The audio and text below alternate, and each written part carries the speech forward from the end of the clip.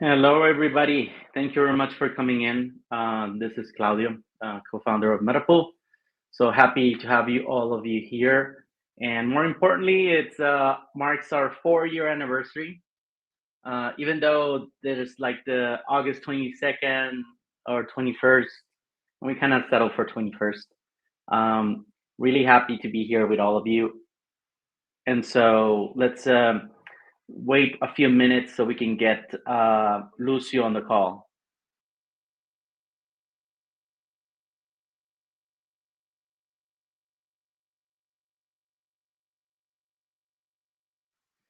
Okay, we ping everybody. Hey, thank you very much, Leandro, for coming in here. Hey, Max, always a pleasure. Rodrigo, hey, Rodrigo.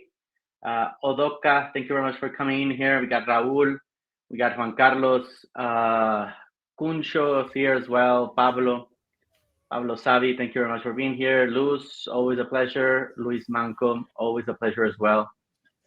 So yes, congratulations to everybody. This is something we built with you, and we couldn't be here without you, to be honest, right? And to all everybody who's delegated. Hey, Lucio. Good morning. Buenos días. How are you? Hey guys, all good, all good. Not in my standard place. I'm in Argentina right now, but all good.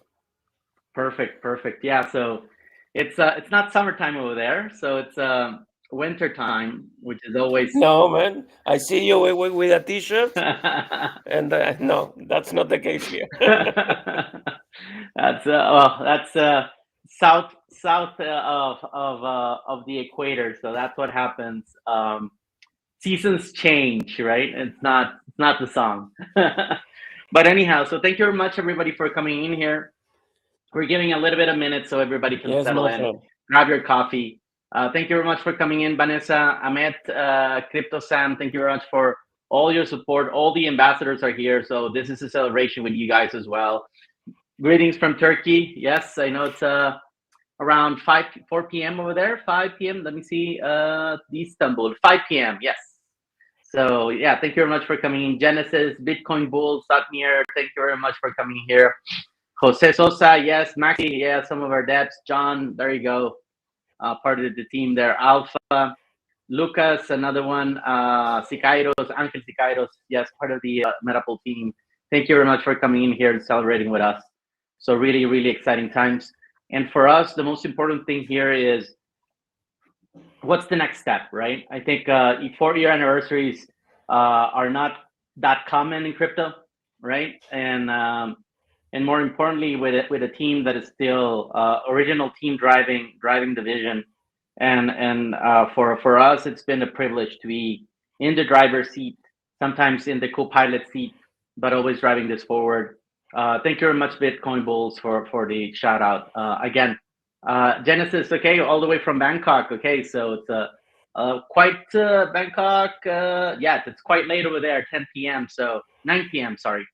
So yeah, thank you very much for coming in here.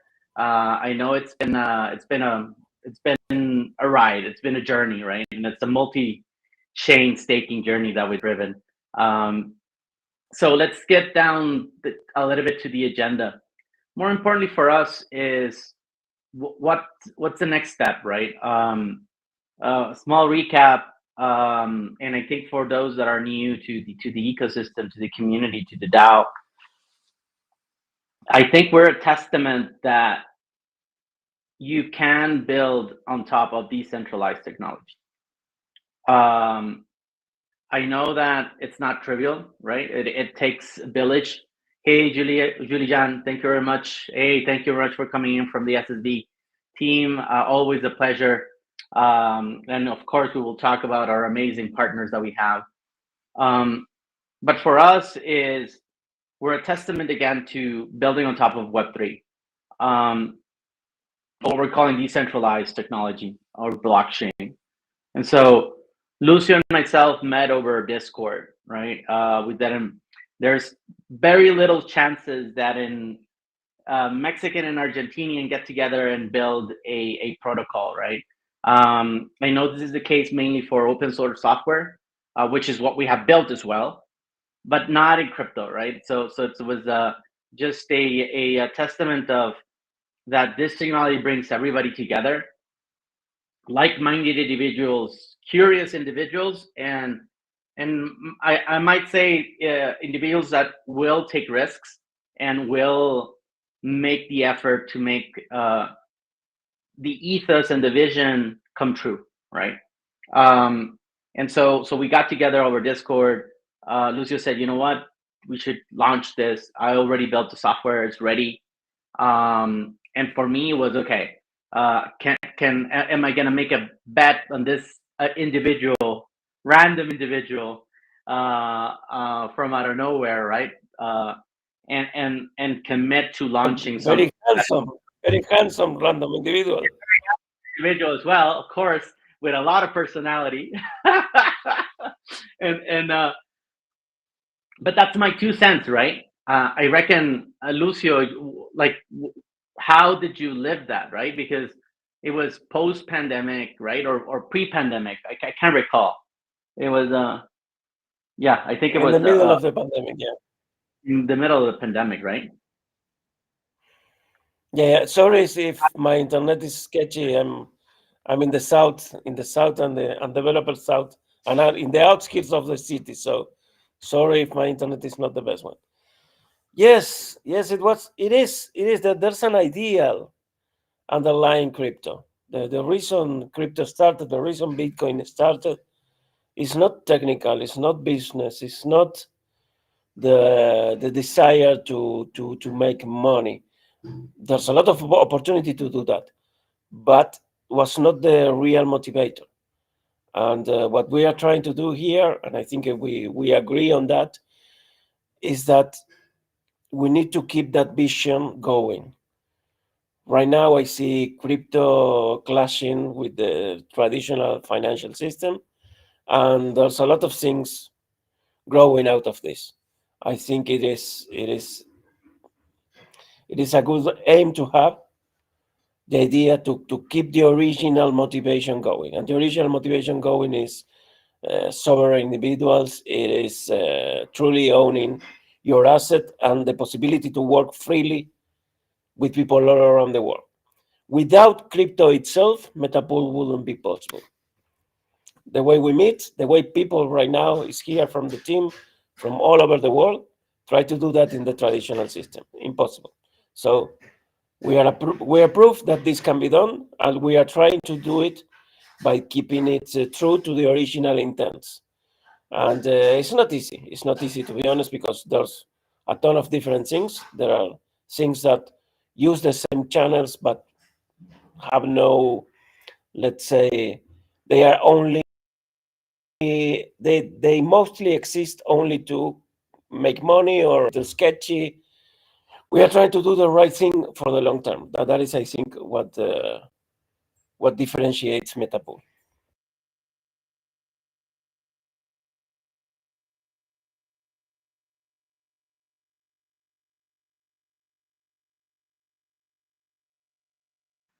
Yes, I think for us it's been like Francisco says, right, an incredible 4 years. There's a lot of contradictions in this space, right? And we need to be aware of that, and we need to recognize it, right? And we have been facing those issues in the sense of how can we do. There's always a pressure for performance. There's always pressure for price appreciation. There's always pressure to bring in more users. There's always more pressure to support more protocols. And it's a fine line between spreading yourself too thin and putting all your eggs in one basket. And I think we've done a pretty good job at measuring that, balancing that, right? And for us, it's just a privilege of driving that. And sometimes it's also a privilege getting the harsh feedback, right? To be totally transparent here, is decentralizing a protocol is not something trivial, right? And we've seen it in a couple of other protocols, right? SSD being one of them.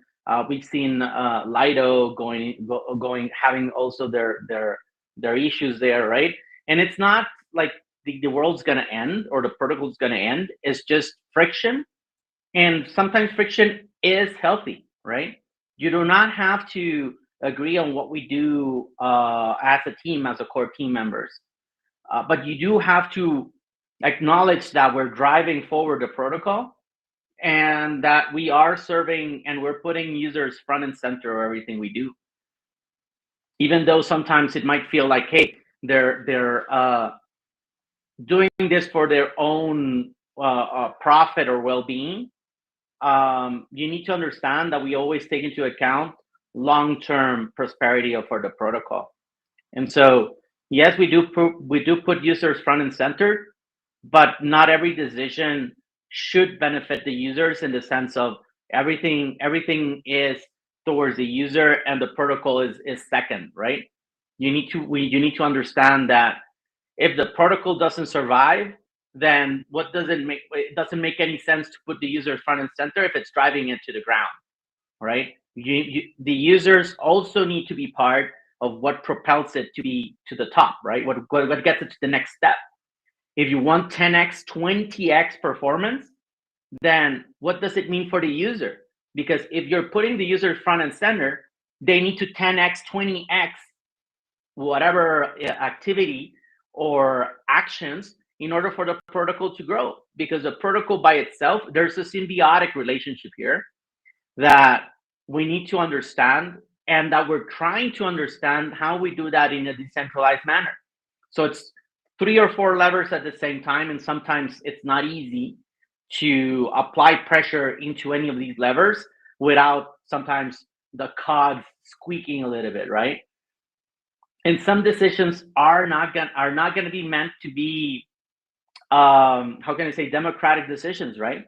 Sometimes we will drive them, and we respect your opinions, but you need to respect the ones that are driving forward the protocol, right?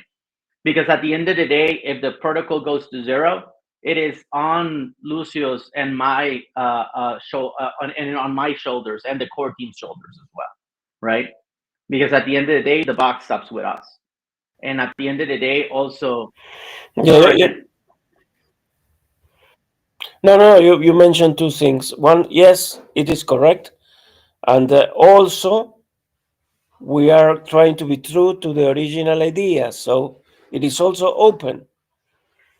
So anyone wanting to have more participation is just get the token and start participating. Everything is open, and we have been saying that for more than 4 years. So why we are right now more responsible? Not only because we started this, because just because we are, let's say, more committed to this, but it's not close. If anyone else wants to, let's say, they say we have a ton of new ideas for Metapool, we want it to go this direction. A person of a group, they can come in. They can come in. It's just get the tokens, start participating. We want to be minority.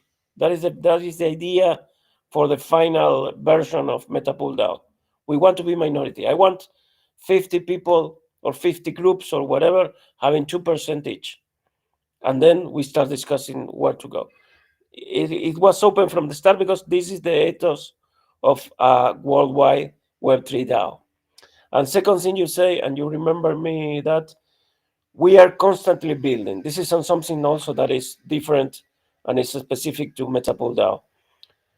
You mentioned Lido. Lido, at some point, they have so much money. It was incredible, the treasury. They decided to replicate the Lido experience on other chains. And they tried Near and then tried Solana. But in both of them, they failed. Everything crashed. The token promoted by Lido Near disappeared. The token promoted by Lido in Solana disappeared because you need a certain, let's say, nature of being a continuous builder. We have done the same. We have created a token in Ethereum with the help of SSB networks, and we have created a token in Solana and let's say a leverage stake token in Solana. And we keep this working. and we will keep this working. And we have also the story of story protocol, and we have ICP, and we are becoming known in the space as a group or a team that truly builds and maintains and is able to stay for the long term. I think that is something that in these 4 years has been, let's say, coalesced into what Metapool is we are true to the original ethos of Web3. We are constantly building, we never stop building, and we can stay focused on the goal, and we can maintain things running come bear or bull market.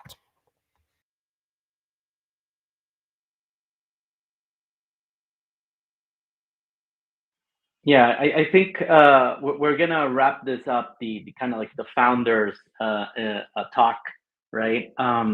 I see a lot of folks coming in. IDOS, shout out to that team. We're gonna be doing something cool with them sooner rather than later. I see Jesus Marcial here, Mart, Agent Putra, thank you very much for coming. Bishop, Mexi, also thank you very much for coming in. Nier en español, gracias por venir. Cryptomania, thank you very much. Saw your threads, really love them. Babak LP node validator program when that's coming for sure. Robert, thank you very much for coming. Hadi all the way from Indonesia. So, but I guess Thanos, thank you very much. Appreciate all the congratulations. But again, this is a team effort. This is a community effort, right? It takes the core team just to do the first step, but then 4 years here is because of the community driving this. Now, wrapping this up, long story short is we're going to continue to build. More importantly, we're going to continue to look for opportunities to drive value to our users. We want to grow into other ecosystems, but more importantly, the role of the community in this new cycle is imperative, right? It is important for us to bring in more users into our DAO, to get more users exposed into our Boat to Earn program, or into our Node Studio program as well. We had a program for referral program that is going really good. So thank you very much for all the success there. We are going to start to do payouts on that as well. But it's all community driven, right? Now, very important, this should not be taken as financial advice, right? We understand that crypto is risky. We understand that there's unknown unknowns in this space. But more importantly for us is that you are aligned to our vision, right? As Lucio said, yes, Lido has tried to go multi-chain, has stayed more on the Ethereum or the EVM space, and also take into account it's not easy going multi-chain, right? We've tried our hardest with medium success, right? The protocols are there. Maybe they haven't grown in TVL. That's something that we're trying to work out as we go through the process of learning the communities, different communities. But sometimes it's just diversification is good. Not putting all your eggs in one basket has definitely helped us understand the different ecosystems and understand that each blockchain is going through its own trials of hits and misses, right? But a shout out to each and every one of them: Internet Computer Protocol, Story Protocol. We have a Q blockchain. We have SSB Network that helped us launch on Ethereum mainnet. We have Aurora. We have Solana. We have, of course, Near, where we started, where our home is. And so for us, it's just understanding that the next bounce of the ball, we will continue to support other protocols. More news on that as we progress. But for us, the next big step is Node Studio, right? We are working together with Near Foundation in order to support the expansion of the validator set. Right now, it's capped at 300. It will be updated soon rather than later, and we can expand to more than 400 nodes or 500 if that's possible, and then support more people coming in. Shout out and love you too, SSB, and Senor Pool as well. So for us is more news about what's coming. We're supporting new protocols. We are going to be in Buenos Aires during that connect. So be on the lookout for that. I know that's going to be far for many of us, but some of us are going to make the travel over there. But more importantly, a shout out to Build Buddies. That is, I think Mateo's going to come next after us and talk a little bit about that. There's going to be a Build Buddies in Buenos Aires this tomorrow, Friday. We're going to do another one here in Mexico City, first or second week of September. And so we're finally kicking off the Build Buddies in Latin America. So really, really excited about that. And more importantly is thank you. Thank you for putting the trust in the core team. Thank you for also giving us harsh feedback. We appreciate it. And on a respectable manner, it's fine, right? It's we don't take it personal. We understand that there's always different interests that people or individuals and groups will cater to, but understand this: our commitment is for this protocol to be long lasting, and as Lucio said, for the founders and the core team and our investors to become the minority running the DAO. So we invite you to participate, and yes, just let us know what is best for the protocol. The meta pool improvement proposals are open. You can go ahead and make a proposal, and let's discuss that on chain. So thank you very much, everybody. Lucio, any last remarks before we head into the next section? No, just we need to go. They are trying to make us true to our word and leave space for everybody else. So let's continue this nice meeting, nice 4 years with the participation of everybody else. Lucio out. Yes, exactly. We will have don't worry, we will be coming back. We're gonna be closing this segment, so we'll have more time there. So thank you very much. We leave you, Mateo, for the next section. And more importantly, this is for what's been happening for Metapool in Southeast Asia. So really excited. More news on that, but wait until the end. But thank you very much, everybody, for coming in and being here on the different YouTube, LinkedIn, X. So see you in 20, 30 minutes more, okay? Stay safe, folks. The party keeps going. Bye-bye. Ciao.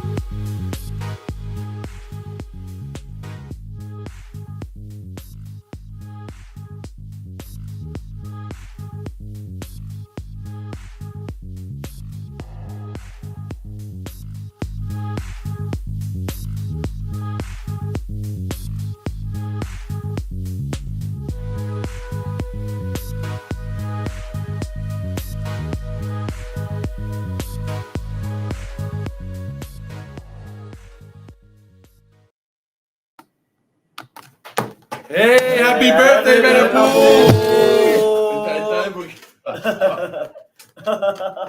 Hey!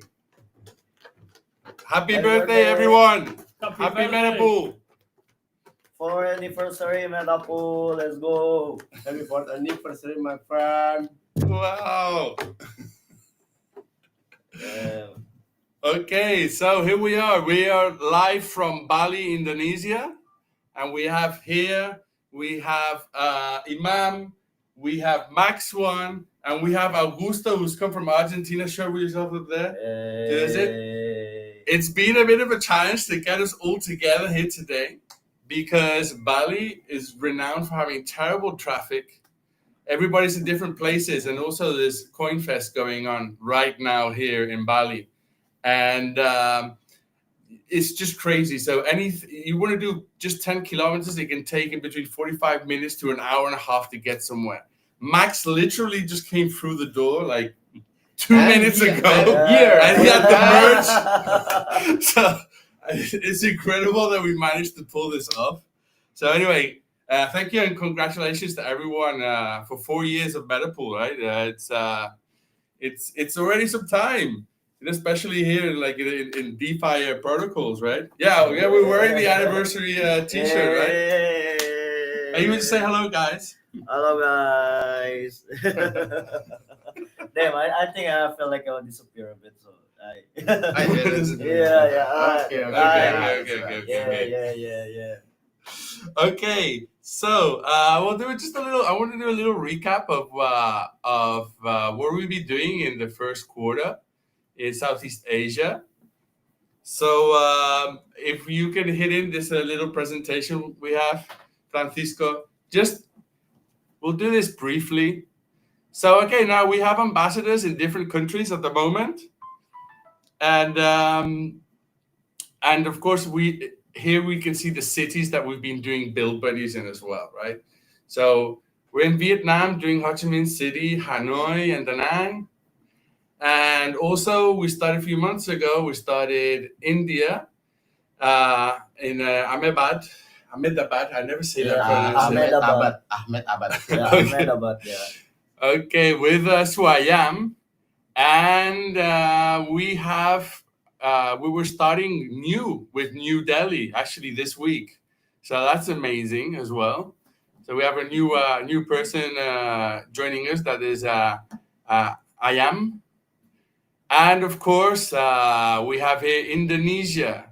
So Indonesia, we're doing Jakarta, we're doing Surabaya, and Yogyakarta now, which is it's a new location. For those of you who don't know that city, it's kind of like the third or fourth city in Indonesia. It's very famous because there's some beautiful temples there. And also like the earliest capital of Indonesia before Jakarta. So Yogyakarta is the special region of so it used like a big capital city before we moved to Jakarta, because that's a capital of kingdoms back in the day. So there we are. We're in the capital of kingdoms now. And I think what is very important to say now as well is that Max is leading here the team in Indonesia. So he's taking that role, not just being an ambassador, but also coordinating everyone and doing these 3 cities. So congrats to you, thank you, Max. very much.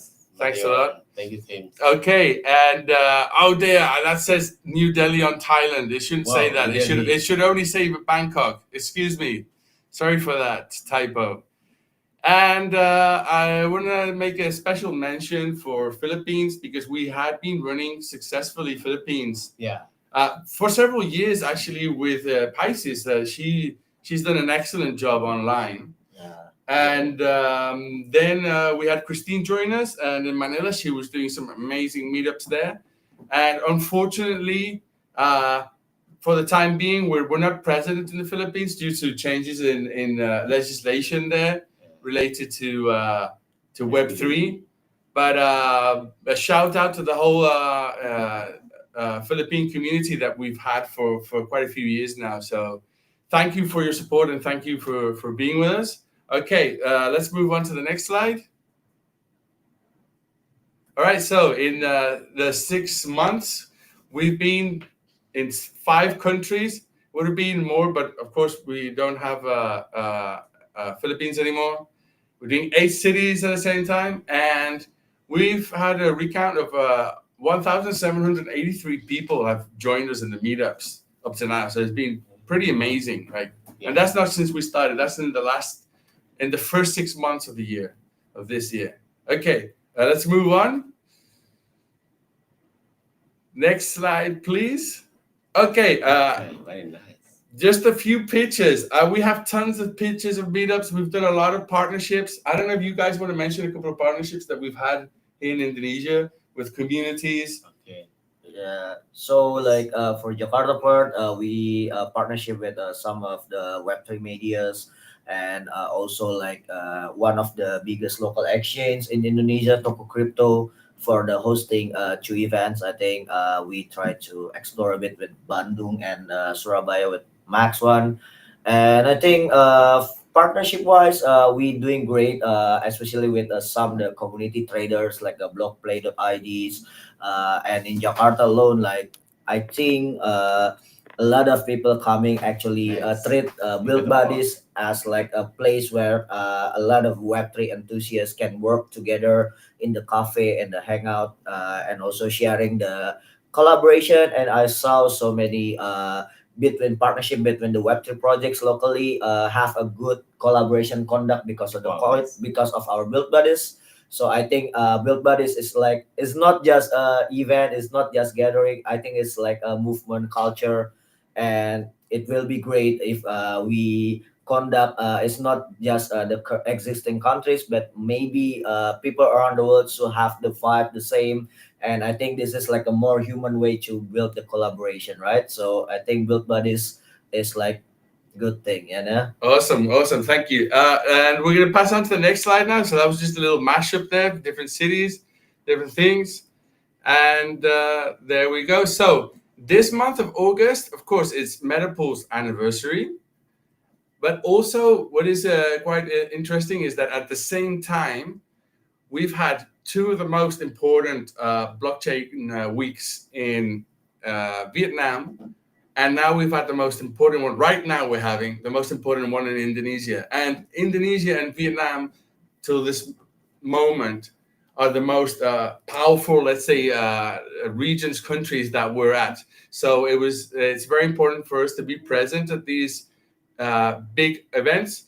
One is, of course, to be present, but also it's an opportunity for us to all meet and mingle once a year, if we can at least. Yeah. So it's really nice to have this opportunity to be here.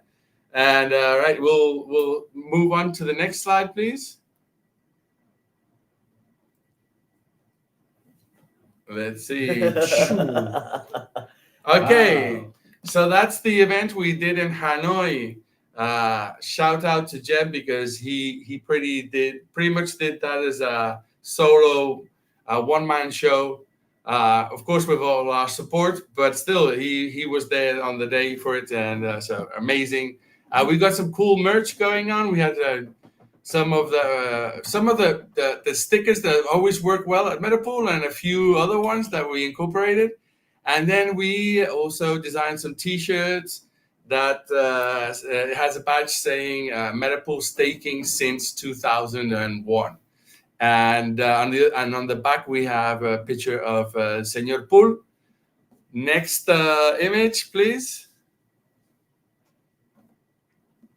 Yeah, and sorry, and I want to say about the one before that, it was GM Vietnam in Hanoi. That is the biggest conference. And then the following week, we met in Ho Chi Minh City, and it was ETH Vietnam. And it was also another event that was much bigger, actually. It was called Conviction. And we hosted as well this event there. Whoa, go back. So what the concept that we're doing is a brunch. It's in the morning session. It runs at the same time as the event. In this one, we had a panel discussion with other projects that were participating. You can see Jem there on the mic. And also there's a pic there where the ambassadors of Vietnam went together for lunch, including Augusto. He'll tell us about his adventures a bit later. And the next slide, of course, is the upcoming event. We have our side events on Saturday. This coming Saturday, we'll be hosting. I'm not sure if people can see that QR with our image on top, but anyways, if you are in Bali, if anyone is in Bali now, you can check out the CoinFest side event list, and you're gonna find us there. And we're doing the brunch this Saturday morning, straight after the CoinFest event. So be relaxed environment and get some energy in. Yeah. Basically, after a lot of booze, party with a lot of Web3 people, you need to chill a bit with the brunch. And we will share a lot of partnership, collaboration, let's say in a good morning vibe. And so I hope you guys may be like in the crowd that feel like, oh yeah, I'm in Bali right now, want to get it thoughts about Metapool in terms like what's a collab that happening and everything in the between. So, and also you want to grab the latest merch or maybe this cute Senor Pool. So you can come to the branch basically. So you can say hi to me, Matteo, Max Wanin, and Augusto in here. So yeah, man. Nice. Awesome. Yeah. And then we have the next slide. We're going to talk about here. One thing. Okay. Yeah. What do you want to One say? thing for the brand and body, we have hundreds people registered on our side events. Yeah, but Hundreds. maybe more, no? Maybe more. Yeah, maybe 150 at least, last I saw. But you were very, very optimistic. You think the 150 are going to come. I don't believe so. Let's see. But, okay, What do you let's think, see. Imam? What do you think about this one? I think it's 40% turnout rate. I always say like I'm local and I already come to CoinFest since the first CoinFest in like 2022, and I know always a lot of random shit going on in the CoinFest. Sometimes a side event, people thought, oh, this will be dry event, and somehow it's like explosive crowd, or maybe vice versa. So hope for the best, and I know someone that watch this live stream. You guys need to leverage in your acts or maybe other social media. Tell about the brunch buddies. Make sure you will get the good food there. Yeah. So Okay. Yeah, exactly. So we're running a special birthday contest here in Southeast Asia and India as well. So South Asia, let's say. Sorry, guys, we're just running it here. And in this contest, we have a staking challenge where anyone can stake a minimum of 10 USD worth of tokens. And on the form, they need to provide their details. They need to provide the link to the stake they've done, and they need to hold that stake for a month. An entire month. So actually, we will find out the results of this contest at the end of September, because there'll be people participating at the end of this month. But anyways, so yeah, you can participate for a minimum of a stake of 10 USD worth. Now, what we're doing is that we're doing a raffle, and we're inviting out to dinner people to have dinner steak. So steak for steak, haha, is like the play on words, and the 4 because it's the 4 years. Yeah, and so we are doing these little dinners that we're inviting people around in different cities. And then I think we have the other part of the contest where we are giving 3 senior pools, right? Now this senior pool, he's pretty old now, but there's some new senior pools that are going to be coming fresh out of the oven, and I can't say which date yet because we don't really know yet, but it's definitely in production. So that's on the way. With the senior pools, it is not actually the fact of participating in the challenge and maybe winning. It is to the highest stakers. So 3 highest stakers are going to get senior pool, exclusive senior pool delivered to them. And people are getting quite excited about the senior pool part, I've got to say. I think more than the dinner or anything like that. And there's some interesting stakes coming in. So, hey, why not participate? You know, you could stake, you could earn some rewards, and who knows, maybe you take this little fella with you back home, you know? So take part, please. This does feel like Eurovision contest now. You guys, I don't know, you know Eurovision? Yeah. La Suisse, 5 points. Okay, so... All right, so we'll leave this image for later so that people can scan it. If you could take it off, Francisco, and we'll dive into the next section here. So what do we have? We have we have a little video, exactly. So I've spent a lot of time this last month, be it with Jem in Ho Chi Minh or actually in calls where I know some moments he was wanting to hang the phone on me because it's such a pain in the ass. But so we recorded this message from Ho Chi Minh City last week from Brunch and Buddies event that we did at the East Vietnam event. So please bring in the video. Let's play. Okay, so today we're celebrating together MetaPool's 4th anniversary, right? It's happening this month of August. And we held today a special event here in Saigon, Ho Chi Minh City. We did a concept called Brunch and Buddies. And we have here Jem, who is our Vietnam lead. And he organized the whole show here today, and it's been really good, really nice. And I'm very happy to be here celebrating these 4 years with you, and to record this video to share with our community, which will be live streaming this on the 21st of August. And firstly, I want to say thank you so much for everything you do with MetaPool. You know, we love you, Jem. And I wanted to ask you also a bit about how are you finding it so far, being part of the MetaPool family? Okay, so I think this is a big present to me, right? A big gift from MetaPool to me, because with MetaPool I feel like a family, right? And they treat me like the family members. I met the 2 co-founders, Lucio and Claudio. And I went the tour to represent MetaPool across the countries. I've been to Dubai, I've been to Thailand to amplify MetaPool brand there. And it's such a precious memory in my mind. Besides that, with MetaPool, I also developed my strong networking for my Web3 growth. I have met all the cute and friendly buddies, and in Vietnam I also host the offline events. That's Cafe Meetup, Beer Buddies Meetup, that I see is a very, very cozy atmosphere for building up the connection with devs, with community head, projects, users, both from Web 2 and Web 3.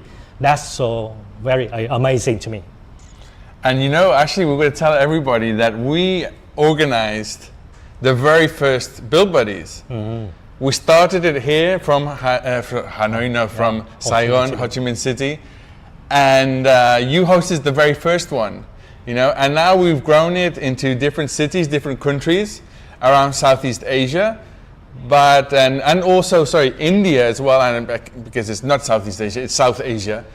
And also now, you know, we're doing Build Buddies in Latin America. It's in Mexico. It's also in Argentina as well. So it's, I think we should feel very proud of what we've achieved with this. That started a very small idea here in Ho Chi Minh City. And also, what I want to do now, this is the toughest part for me, right? Because Claudio came to Vietnam last year. And he gave me his Senor Pool, this guy. And I know it was hard for him at the time. He almost had tears, I could see that. And he gave me his Senor Pool. And today, I am here with you, and on this very special day, I am now going to give you the senior pool that was given to me. Now it's going to be yours, Jem. So, senior pool is here for you. I feel very bad about this. Take care of him. Yeah. Okay? Thanks so much for passing him to me. And now he's under my care, right? And he definitely appear in every event that both online, like live streaming, even offline with me as a family member from MetaPool. Thanks again for having him with me now. Thank you so much for everything, Jem. Thank you Yeah, for being thank with you. us. Okay, take care. Thank you, Vietnamese community. Bye-bye. Okay. Thanks for putting that vid on for us. Appreciate it. And we have another little video to share with you guys. This last year, we had with us Kenny from Bangkok, Thailand. Hi, guys. And stop the video. Thank you. And Kenny started supporting us. First, I think it was translating some documents, or I think it was the website or something like that. And then you also supported us during DevCon week, where we did what was the name of the event? It was the NEAR event. I can't remember the name now. Sorry, guys. But anyways, and he was there with us in our booth. And then afterwards, we onboarded him as our ambassador. And he's been running the meetups there in Bangkok for pretty much close to a year now. And he also got approved in the scholarship program and took part of it and passed it with flying colors. So the thing is that Ken now, he is actually moving to China to continue with his studies there. And he's recorded a farewell video. So no, actually, he's not the farewell, because that would be us saying that to him, right? So, but he's recorded a video saying to us that he's leaving and he's blah blah blah blah blah. So please put in the video. Thank you.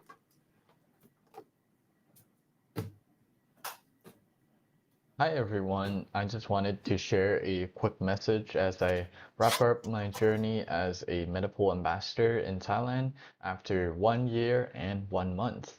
This role has been such a meaningful chapter in my life thanks to MetaPool and the scholarship opportunity that I was able to get. I was able to dive deeper into Web3, learn from real projects, and contribute to building a community around decentralized finance here in Thailand. Web3 can feel overwhelming at first, but what I've learned is that it's really about the people. Hosting meetups, collaborating with other builders and projects, and supporting new learners showed me how powerful it is when a community grows together. For me personally, the scholarship wasn't just financial support. It was a chance to learn, to step up as a leader, and to prove myself that I can create impact in this space. I also want to congratulate Aker, who will now be leading MetaPool Thailand's meetups and collaborations. I'm confident that the community will continue to thrive under his guidance. To the MetaPool team, my fellow ambassadors, and everyone who joined along this journey, thank you for giving me this chance. This experience has shaped me and opened so many doors for me in the future. Here's to the new beginnings for both me and Aker. Thank you.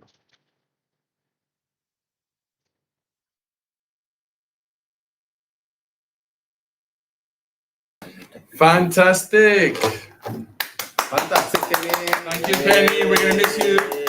We're gonna miss you again, bro. Okay, so we are reaching the final part of this section of ours.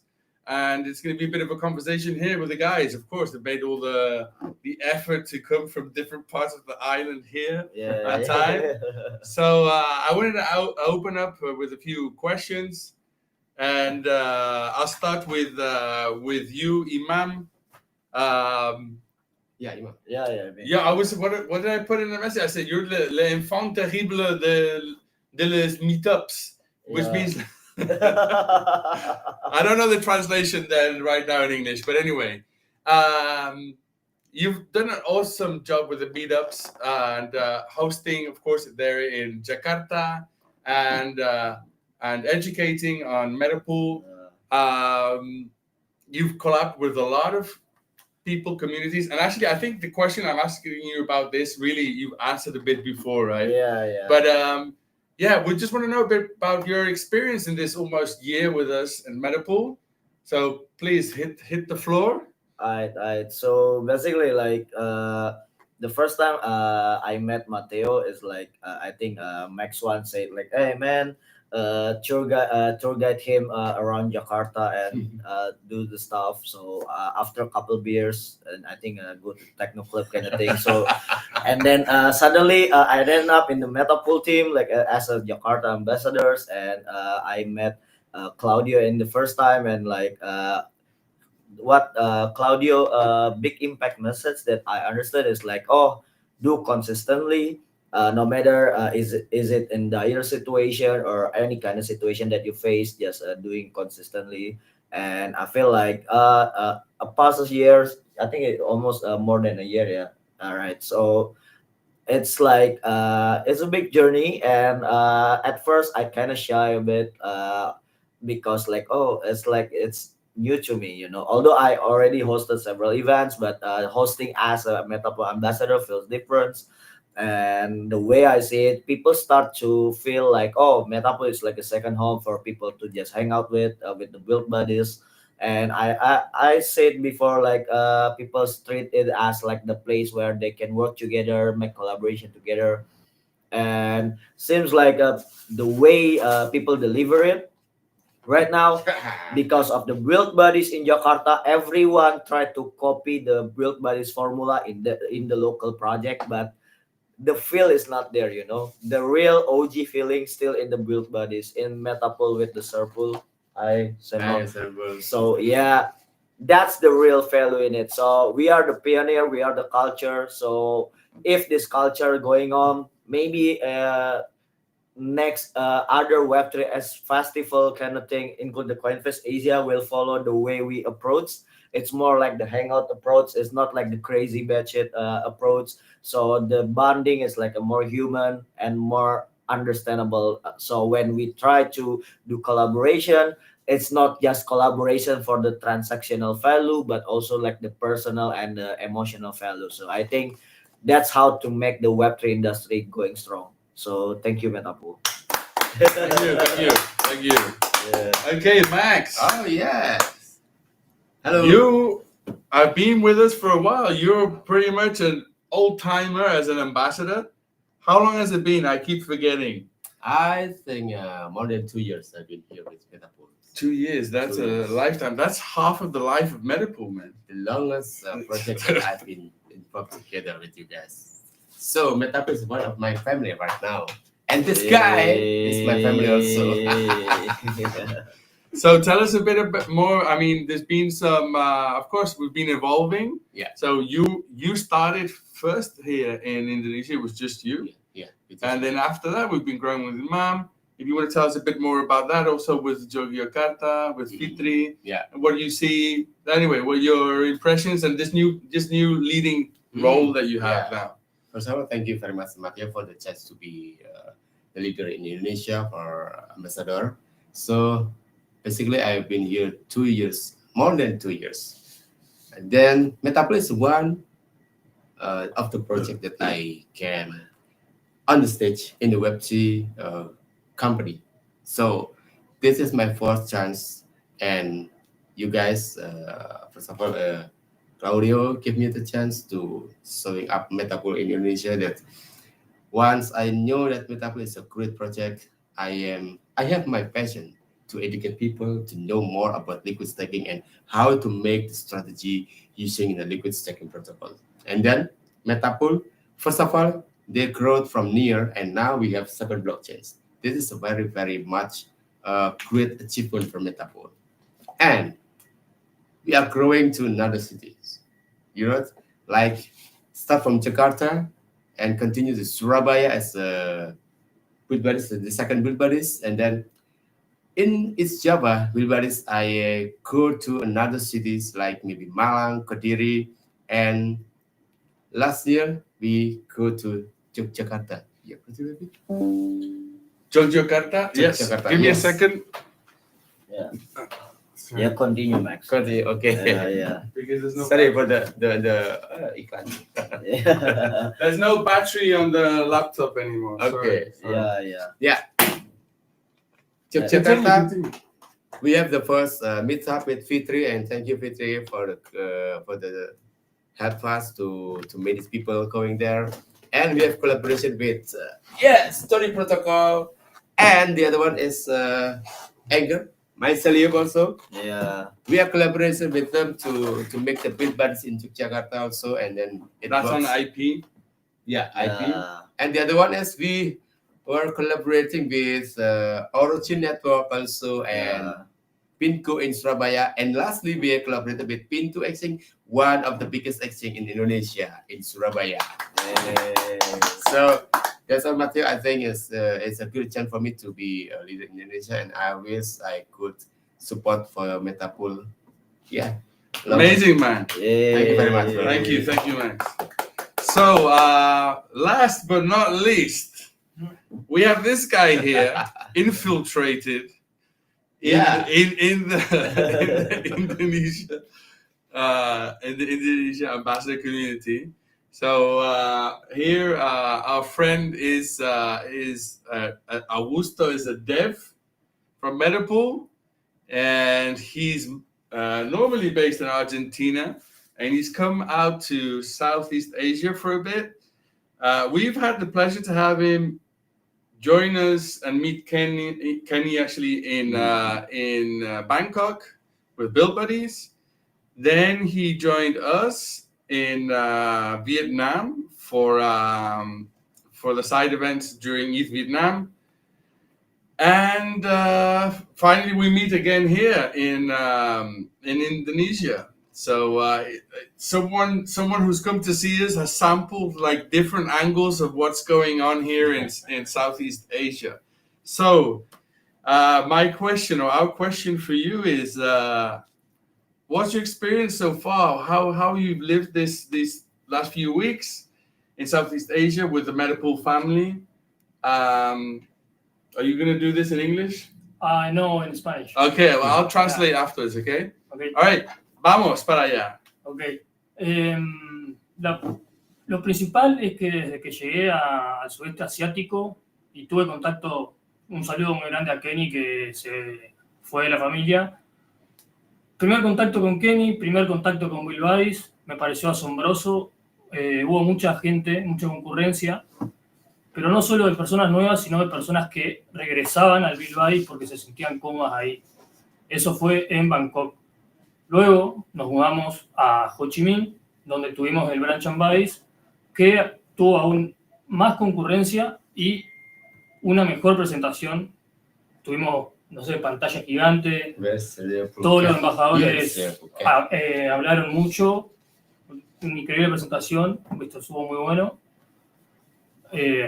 Palabras de agradecimiento para los embajadores porque la verdad que se reportaron conmigo, incluso los chicos acá, los estamos conociendo recién, pero ansiosos por ir mañana al evento.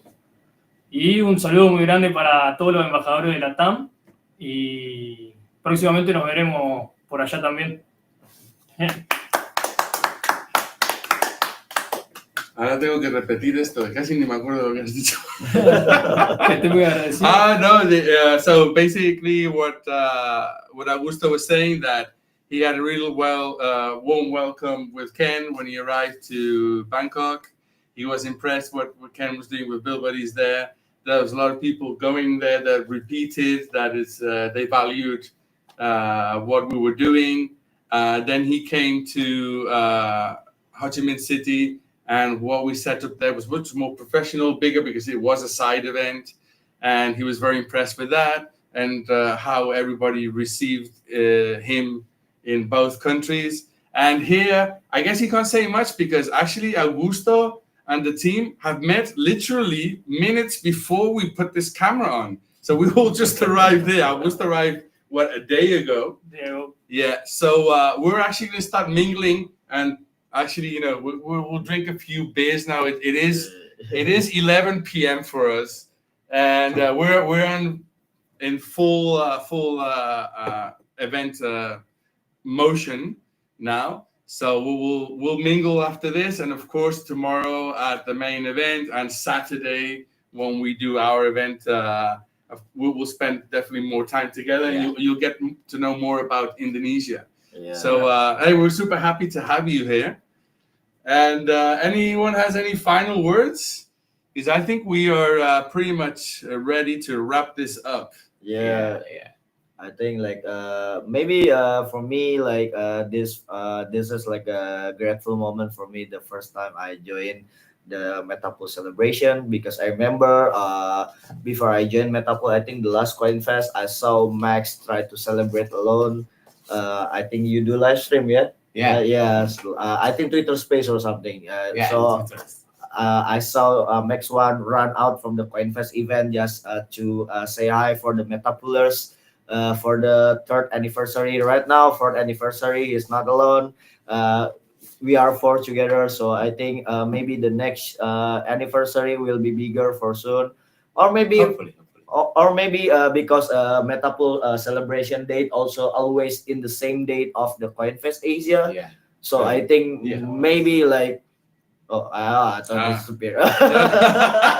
Yeah, I was worried. So all right. So maybe like next year, maybe like Metapool will have maybe a bigger side events, or maybe like a main event inside the main event.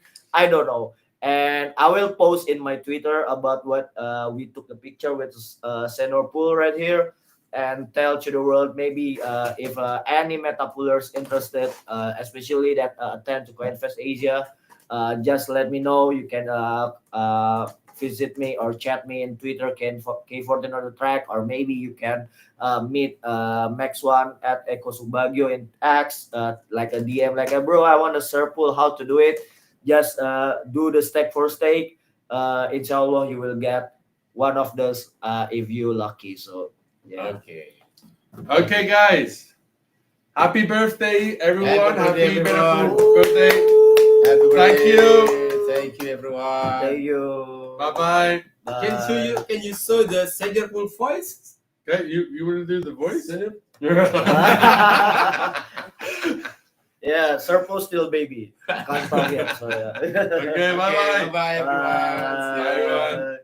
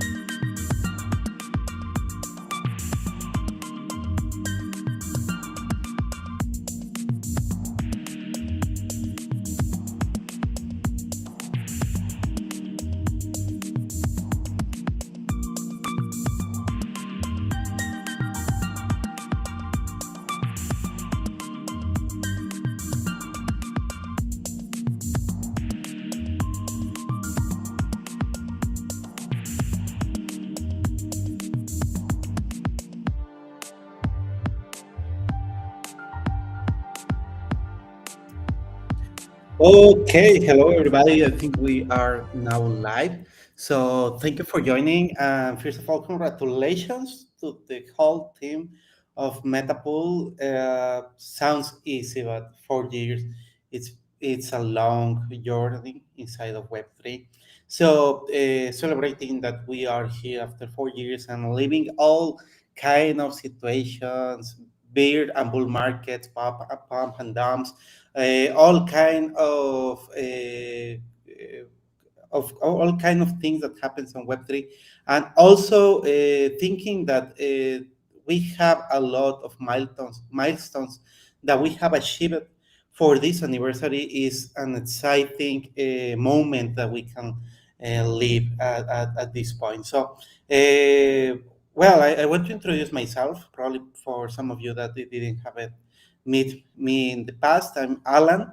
I'm head of ambassadors and also head of governance here on Metapool. So the ambassadors program has been a journey that we started more than 2 years ago, where we started recruiting a team of people that wanted to take the voice of Metapool in different countries. And with this allows, especially those countries that have uh, frontier market conditions, this means that they can find an opportunity inside of having digital assets under their management. So this was the first vision that we wanted to amplify the voice that we have of uh, inside of Metapool across different regions, and with this, more people can know about the benefits that can have liquid staking for their own communities. So that was the beginning. Right now, we have up to 20 ambassadors that are on different countries, distributed, creating multiple events, creating content, and also translating all what we're doing at Metapool. So I just want to mention and highlight this, and also probably it's worth to also make the introduction to Angel Sicairos. Sicairos is the one in charge of making the success of all the ambassadors. So Sicairos, do you want to introduce yourself and talk about you a bit, and also talk, well, make your perspective about this anniversary with the ambassadors program? Yeah, thank you, Alan. It's exciting to be here. Let me introduce myself really quickly. First of all, I'm also Alan. We are what we call tocayos here in the Spanish speaking languages. I'm also Angel, that's my other name.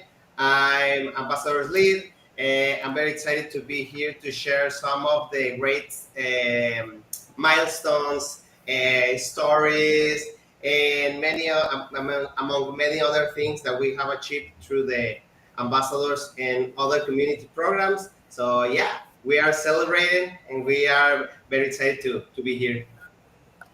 Awesome. And well, here we have many of our team members. We have, well, it's nice to have here Israel, I saw Marisol, Jem. I think we have Deborah Blesili, all of them that have joined on this journey to take the voice of Metapool across the different regions. I think this is I mean, the ambassadors program have multiple point of views, and I think this is the one of the most relevant things that we have about Metapool. The ambassadors program allows people to know about DeFi, Web3, and also liquid staking, but also allows them to meet people all across the world. I think that previously was mentioned by Jem and also by Mateo that being in the Ambassadors Program allows you to meet people that probably you were not able to meet in any other way or not as easy as it is on the Ambassadors Program. It is challenging, I know, because creating community, creating content, understanding what is happening inside of Metapool, and also translating this to the people that you are meeting on your daily basis is I know it is complex and it is complicated, but I want to take an opportunity at this moment to thank all of our ambassadors team for taking the challenge, for joining us to be part of the Metapool team in order to be able to share what is happening on the Metapool ecosystem. And I think that you are a pillar and a really relevant part of the team of the team, and you make possible to start all this journey and make possible that we have achieved this 4 years anniversary. So thank you, team. Thank you. I know here in the stream are you a couple of them, but thank you in general to all the people that have joined the ambassadors team. And well, I think it's also worth to mention that even when right now we have 20 ambassadors that are participating, we have also people that have graduated from the ambassadors team, and I want to highlight and mention all of them because many of these people have participated. They growth inside of the ambassadors program, and now they find a better position or a better way to start developing their professional career. So, congratulations and thank you for joining this team. So now we have the slides ready. So, Sikairos, go ahead and present all the milestones that we have achieved. Of course, thanks, Alan. So, thanks for being here. Thanks for all the amazing work that you ambassadors are doing. So now let me take a couple of minutes to show some of the milestones to show all the people connecting right now some of the amazing work you've been doing, and we can skip then to some of the questions that I have for you, so you can share your experience. But basically, we have three main programs among community, so that help boosting the adoption and the users of the platform, which is amazing. First of all, the ambassadors, which are amazing and are always doing their best work. Second, we have Build Buddies, which is a new initiative that started some months ago, in which we aim to put a place of networking and building among the community. And then we have the moderators program. A big shout out to all the moderators that also do a great job. It's amazing. Now, about the ambassadors, we have around 17 ambassadors all over the world through 11 countries. They alone have brought over 25,000 in dollars in TVL. That is alone through direct referral. Let me clarify that, because we cannot quantify the enormous amount that they have brought through different initiatives and through alliances. Here we can have a little map of where they are distributed to the world. As you can see, we have presence in a lot of places. So yeah, that is very amazing, and we are excited to be part of that. Then we have the Build Buddies initiative. That is also amazing. Like I was saying, the Build Buddies started just over a little bit less than a year ago, in which we started to change the paradigm of how should people gather in the Web3 ecosystem. And that is pretty amazing. A big shout out to, especially to the Asian ambassadors, they were the first one among implementing that. And of course, also to Mateo, which just was here in the streaming. He's been doing an amazing job among the Asian ambassadors at spreading Metapool's word. We have had over a little bit less of 3,000 attendings among all the Build Buddies, to over 200 all over the world, and we have had over 25 hosts over the world. So that's pretty amazing. Also, here's a little map to see all the points where are all the cities that we have had Build Buddies all over the world. As you can see, it's quite varied, and we're excited to have even more through the years and through the next months. So yeah, it's been an amazing road. And finally, about the moderators that I just talked about, we have over 13 regions with over 10,000 members among 4 main platforms. So yeah, that's also quite an amazing job that the moderators are doing. A big thank you to all of you. All the 3 programs have been doing an amazing job at it's spreading, making the community bigger and making the ecosystem bigger. So that's quite amazing. Now I would like to change to some of the questions that we have. I mean, we have right now some ambassadors from all over the world, mainly from 3 of the main continents. The first one is the American, the second one is the African, and the third one is from Asia. A big shout out to all of you. First, I would like to talk a little bit. Here we have Jem. I don't know if Mats is already available. Do we have Mats over there? Is Mats? If not, let's go with Jem. Okay, Hello. I believe Mats. Okay. Hi, Hello, Jem. hello. Yeah. It's Am I amazing to audible? have you here. Yeah, we can hear you loud and clear. Yeah, I am Sir Poons here to celebrate the 4th anniversary of MetaPoon. Happy birthday, right, for our 4 years of development. And MetaPoolers, right, I'm Jem, the sub-now head of MetaPoon Vietnam. And right, my pleasure to appear here with all of our ambassadors and our core team. Yeah, amazing. Thank you, Jem, for that introduction. So I wanted to give you a quick, let's say a quick question. You are the one of the two level 3 ambassadors. For those of you who do not know about the ambassadors program, we have several level. 3 is the Mats right now, and Jem was the first one to reach that level. And among Mats is the second one to be there. So the point on the role of having a level 3 or being level 3 is more than just an ambassador and doing community. It's also being a leader among other ambassador and build body hosts, and also to be a regional and strategic leader. So that is quite a challenge. I know. I know. I don't have to tell you. Okay, Senor Pool just joined the streaming. That is amazing. Hi, how are you? I mean, we knew you. We couldn't keep you out of here. So that's amazing. Thank you for being here.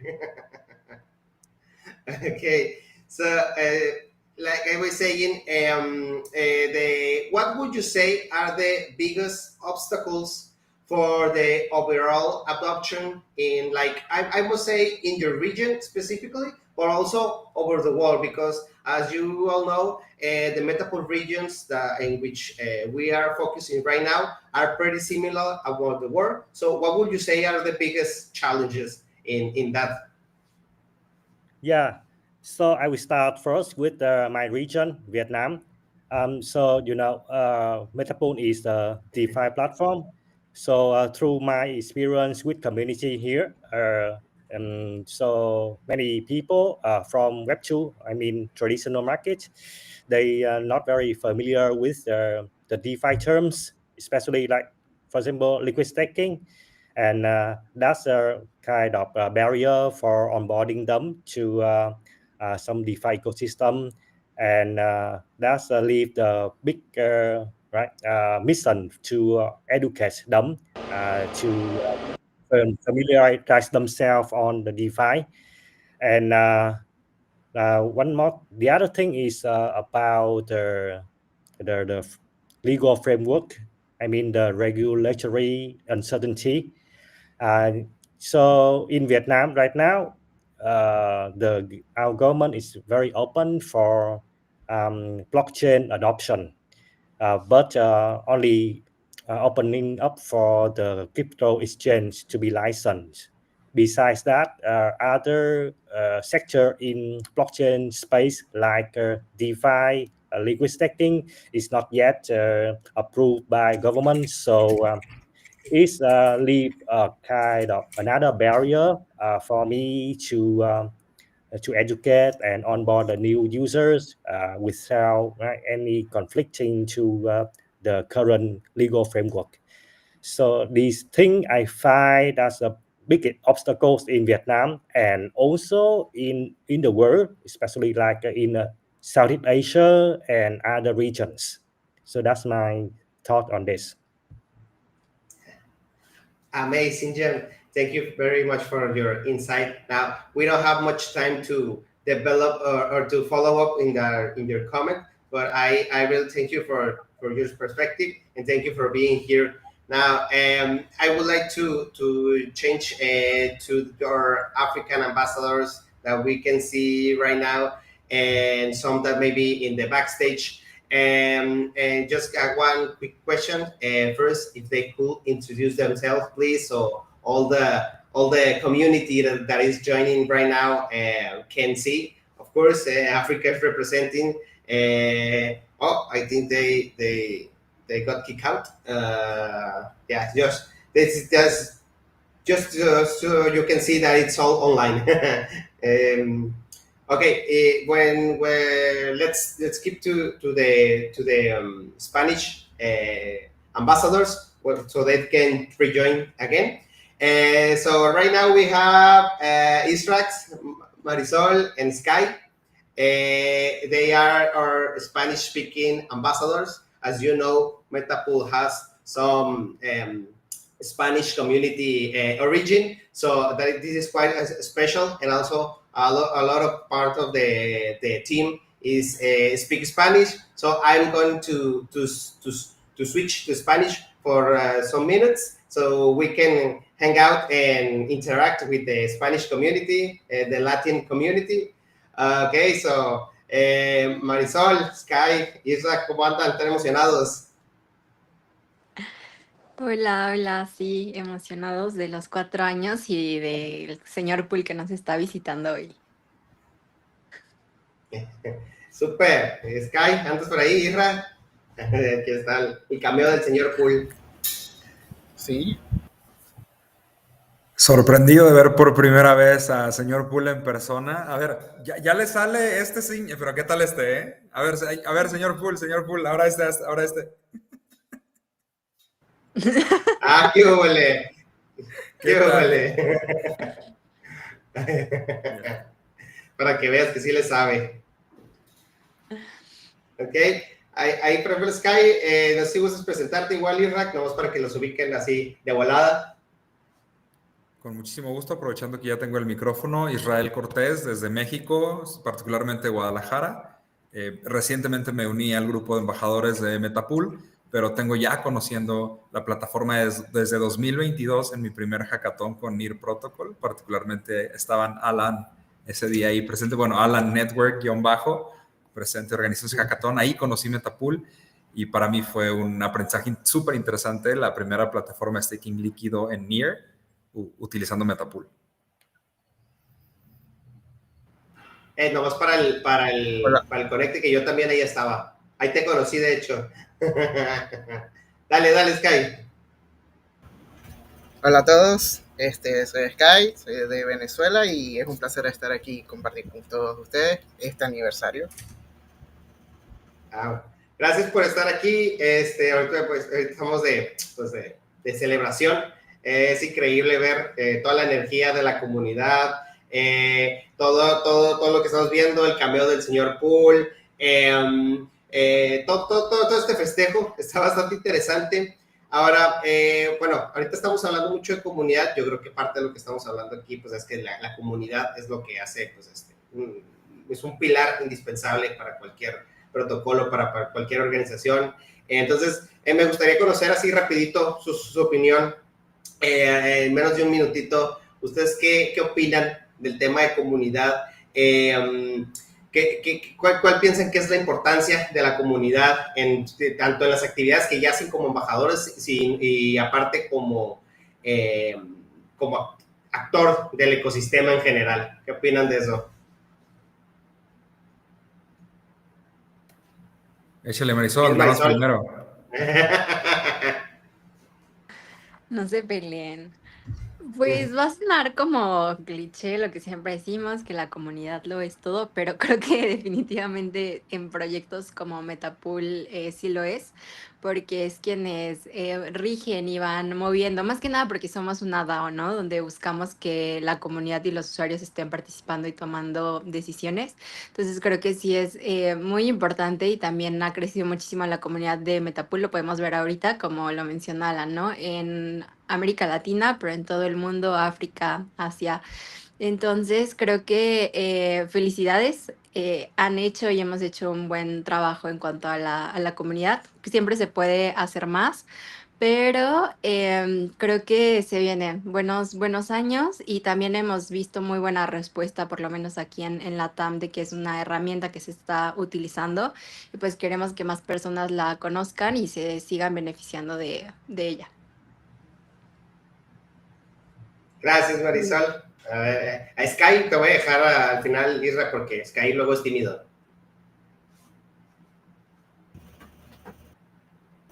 Ok, pero ¿a quién le toca? ¿A Isra o a mí? No, dale, Sky. No, bueno, para mí la comunidad es una parte importante de los proyectos porque hace que sientan que Web3 es más humano. O sea, rompe esa barrera del conocimiento y la inclusión. Además que sin la comunidad la adopción no se tiene, porque para mí la adopción va de abajo hacia arriba, no de arriba hacia abajo. Entonces, entre más comunidad creemos, más personas van a conocer y usar el ecosistema Web3 y en este caso Metapool. Gracias, Sky. Irra, a ver. Échatelo. Digo, para no repetir lo mismo que ya dijeron Marisol y Sky, creo que la parte más importante de la comunidad viene en las malas. Y creo que particularmente la comunidad de Metapool lo sabe. Todos están para la celebración y los 4 años y venga. Y en Bull Run todos son bien chingones y la comunidad lo es todo, ¿no? Pero cuando las cosas se ponen feas, cuando el bear market pega o algo sucede en el protocolo, es la comunidad la que mantiene la confianza en el protocolo y la que te dice, güey, tranquilo, vamos a responder. Tranquilo, se está trabajando, todo está chido. O sea, tranqui, vamos a darle. Entonces, para mí, la comunidad es ese grupo de personas que están siempre en las buenas y en las malas. Para mí eso es comunidad. Súper.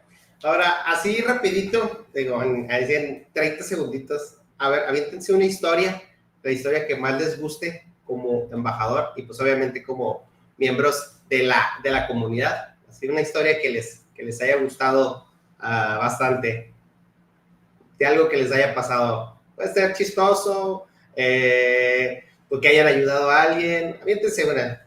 Y si se la cantan, puntos doble.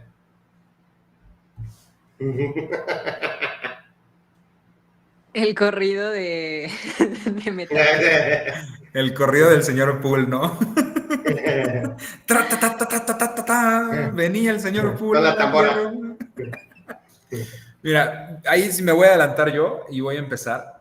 Creo que mi momento favorito de comunidad tiene que ver con cómo personas que ni siquiera se conocían un día antes, al día siguiente ya están conectando, cheleando, codeando, desvelándose uno junto a otro para poder seguir construyendo producto y ayudar a las personas, ¿no?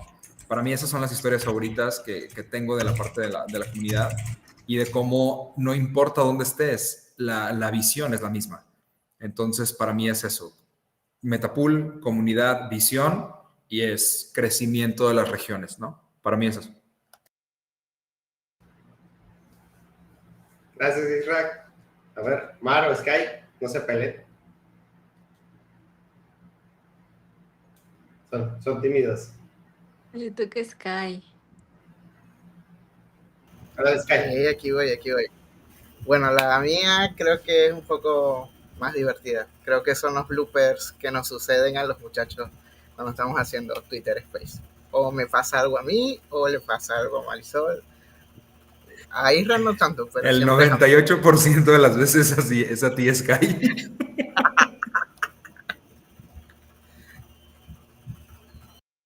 A ver, échatela pues.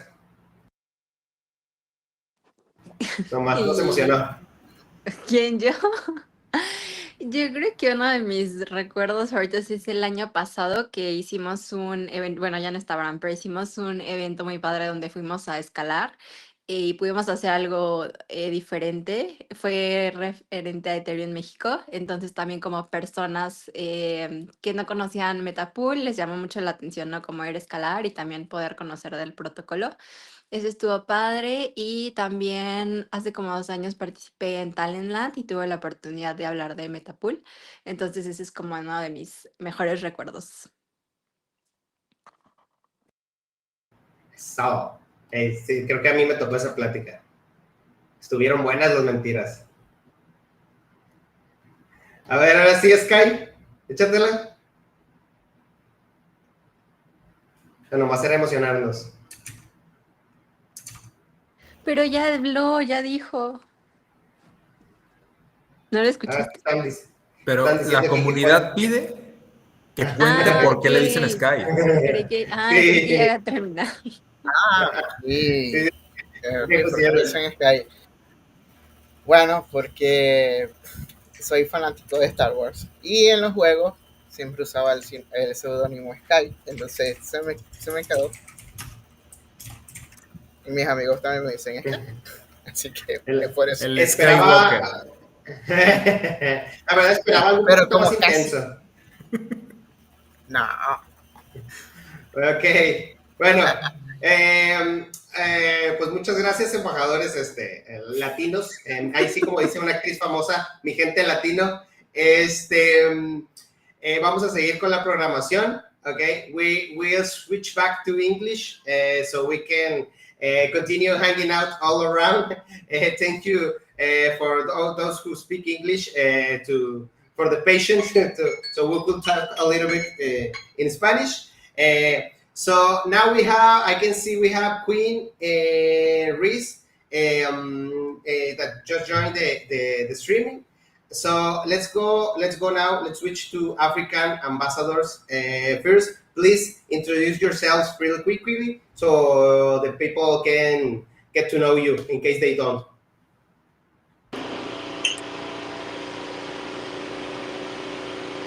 You want Queen? You can start. Hi, can you hear me?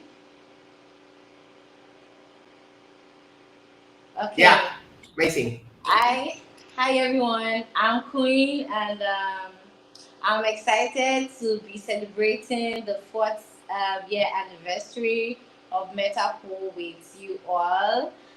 It's been an amazing journey, and I am glad to see everyone here, all happy and healthy. And of course, MetaPool is doing amazing things. So cheers, guys, to this amazing milestone. Let's fucking go. All right, let's go. Thank you, Queen. Reese, are you there? Okay, sorry, can you hear me? Yeah, loud and clear. Okay. My name is Reese, but in real life, my name is Daniel.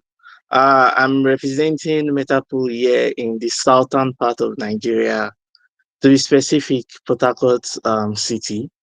And I'm really happy to celebrate Metapool's 4th year anniversary. And I'm even more happy because I also celebrated its 3rd year anniversary, and now celebrating its 4th year anniversary. I'm really glad and really happy. Thanks to the team of Metapool. Thank you, Reese. Thanks for being here. Now, Leslie, are you there?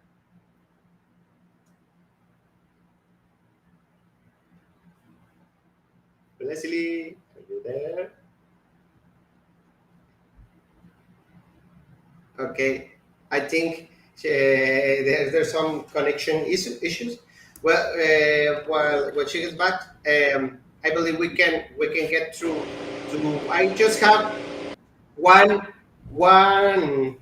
question for you, African ambassadors, which is kind of two questions in one, to be honest. But I would like you to share with us really quickly. What do you like the most about being an ambassador, and what do you think is the biggest challenge in your local community? Now, I can see Reese is connected. We can start with you, Reese, and see if the rest reconnect. Okay, one of my biggest flex as an ambassador is being part of those really making use of Web3 utilities, like being active, making use of Web3 utilities. I believe where I'm from, we are only used to Web2, and being able to get access, direct access to Web3 product is already a big flex for me. So this is one of the main reason. This is one of the main advantage of me being an ambassador. And when it comes to challenge, I don't really think there's any challenge, but the only one I can point out is where I'm from, there are a lot of ecosystems. And this ecosystem, most of them are not related to near protocol. So for me, it's kind of like a challenge connecting with them, because whenever I connect with them, the first question they ask is where I'm from and which blockchain I'm from. Immediately I tell them Metapool and near protocol. And unfortunately, the person I'm probably trying to connect is from Base, and the person will tell me, oh, don't worry, we'll speak with you later, and they won't contact me again. So basically, the challenge is mainly networking with other blockchains within my community. It's really a challenge because they only like to network with projects that are under their blockchain. They don't really like expanding to other blockchains. That's only the challenge I have. Amazing. Thanks for sharing your experience, Reese. Now, I believe we just ran out of time, so I believe we'll have to give Blakely and Queen answers for our next spaces, which I think is the best excuse to have one to have a follow up of the anniversary. But anyways, yeah, let's wrap this thing up. So, Alan, do you want to close it? I think it's worth to recap. I mean, all of our ambassadors share a lot of things of the past learnings that we have done during this ambassadors program. We hope that we can continue growing, and I feel really excited that all these stories behind people joining the ambassadors program and growing along with us. So I think this is the benefit of the decentralization. People all across the world can start working, collaborating, and contributing to a protocol that is benefiting at the same time to the work that they are doing. So, and I want to recognize it is really challenging to be an ambassador of Web3 because most of them, or the people that we choose, is on frontier markets. Again, it is on frontier markets. So it is not only teaching about Web3, it's teaching about technology, is making community, is growing with limitations that we know that are active in every of the regions that we have, limitations on connectivity, limitations on the places where you can organize events, limitations on the people that is hearing about these new topics. So with all of these limitations, I feel really proud of the great job that the ambassadors have done. So again, congratulations all the ambassadors team for this 4th-year anniversary. You make this possible, and thank you. So that's it.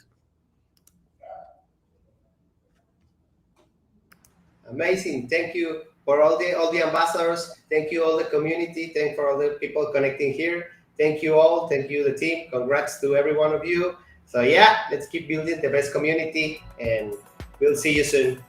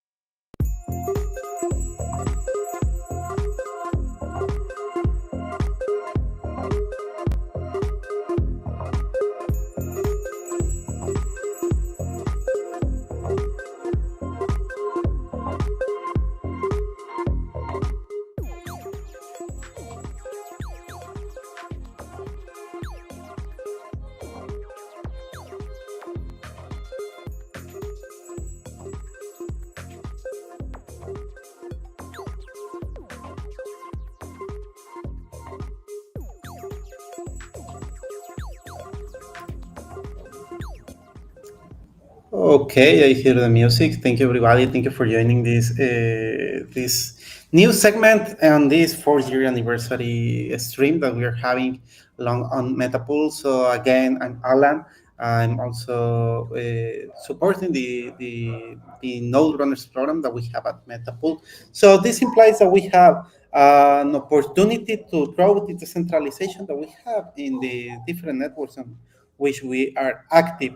As you know, just to understand, and this is something that I always mention, staking is basically supporting the decentralization of the network with digital assets. You choose what validators are going to process the transactions of the network that you are using every day. So when you are choosing Metapool as your liquid staking provider, you are leaving the task of choosing the best validators and the validators that are going to aim for decentralization to the Metapool protocol. So that's the thing that we have here on the liquid staking side. So yeah, when you hear about liquid staking, many people is thinking about the growth of their digital assets, but we need to make an emphasis directly into this. Staking is choosing where are you putting the security and the centralization of your network. So this is also an awesome opportunity for us because we are supporting different networks to choose validators for their network. So when you are putting your digital assets into Metapool, Metapool at the same time is putting these digital assets into different validators that are processing the transactions that are receiving the different protocols that we are supporting. So yeah, we have growth during these past years. We have built different mechanisms in order to be able to make this possible. And also we have invited, right now during these past 2 years, we have worked with different organizations to make possible to join in Web3 ecosystem, so they can also expand the possibilities that they have inside of their organization, so they can offer also these services of providing staking services and also validators services. So Franco is here with us. Franco is in charge of making the success of all the nodes runners program that we have. Franco, do you want to say hi to all the audience?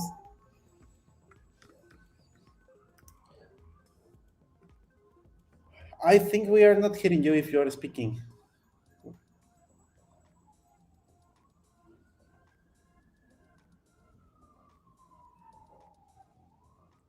No, I think we are not hearing you. I don't know.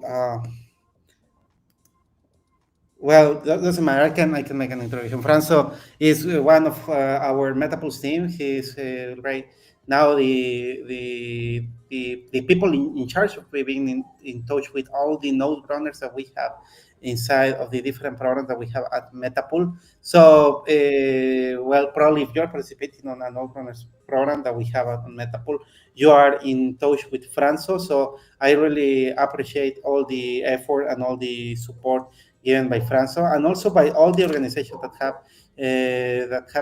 choice to join this Web3 journey along with Metapool and joining different Web3 networks with and validators inside of the networks. So we are celebrating 4 years anniversary, many success, many goals achieved. So we are proud to start sharing some of these topics. So you can go next on the slides, Franco. Click next. So quick metrics. Right now we are supporting the NIR protocol network to expand their decentralization. So we have 10 enterprise node operators, we have 10 professional node operators, and we have 60 professional node operators that are joining the network. So yeah, this last one was the most challenging because we have 60 of them joining. So it was a lot of talks, a lot of conversation, and decision-making process that got complex because we are looking to the balance of all experienced team with people able to join the Web3 ecosystem, but also people that is active inside of the ecosystem, so we can start supporting them. So 18 new validators join to the new protocol network through these metapool programs that we have for node runners. Let's say something. Right now, the network on NIR protocol have 300 validators, and we onboard 80 of them. So almost probably a third part of the network, less than a third part of the network, was onboarded by Metapool on during this participation on these programs. Next one. Hey, Alan, can you hear me now? Yes. Yes, now I can hear you. And before, please introduce yourself. A few, a few microphone problems. Well, welcome to everyone. I'm Francisco. Together with Alan, we are working in this validator program that we are running together with the NIR Foundation. I don't want to spoil the presentation, but right now we are working in 3 different programs. The Enterprise Node Operation program, that is one of the first one that, well, I can keep in the presentation. That this program, Metapool allocates 5 million NIR tokens to 10 validators for keeping growing the network, for making marketing actions, making community actions, making events, and bringing more sake to the network. Of course, the main of this program is to try to help on the decentralization of the network and the security of the network, as Alan explained recently. So some of the achievement of the Enterprise Node Operation Program, we have some interesting events. We have some pictures here, like an hackathon made in Peru. This was made in May, this last May. They have like 100 people participating in this hackathon. This was sponsored by NIR and Metapool.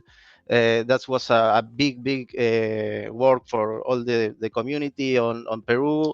A lot of work that Metapool does for being present there, and of course the NIR Foundation or the NIR team with Guillermo, that was one of the NIR deep rails that go to the event and help in the organization. Let's see, we have recently, I think it was in June, an event on Berlin from the Telecom family. Again, it was sponsored by NIR, but was Metapool participant in there. A great event and a great location for crypto too. We have a lot of events in this program that the participant, the validator, has made a lot of across the whole year. For example, we have events in all the continents. We have in Oceania, in Africa, Europe, like the telecom in America or Latin America, in Peru. So it was a pretty wonderful travel for being a validator in NIR and participating in this specific program. Let's see some specific. Okay, here we have some of the main validators from the Enterprise Node Operation program. Is Colossus from Italy. Entity Data, it's a global company, but we are working together with the Peru location, with the Peru headquarters. Deutsche Telekom, a big telco from all of Europe and specifically on Germany. Luganotes, a big validator company. Payporn is a joint venture from Vodafone and Sumitomo, if I'm not wrong. And Staking for All, this is also a big validator from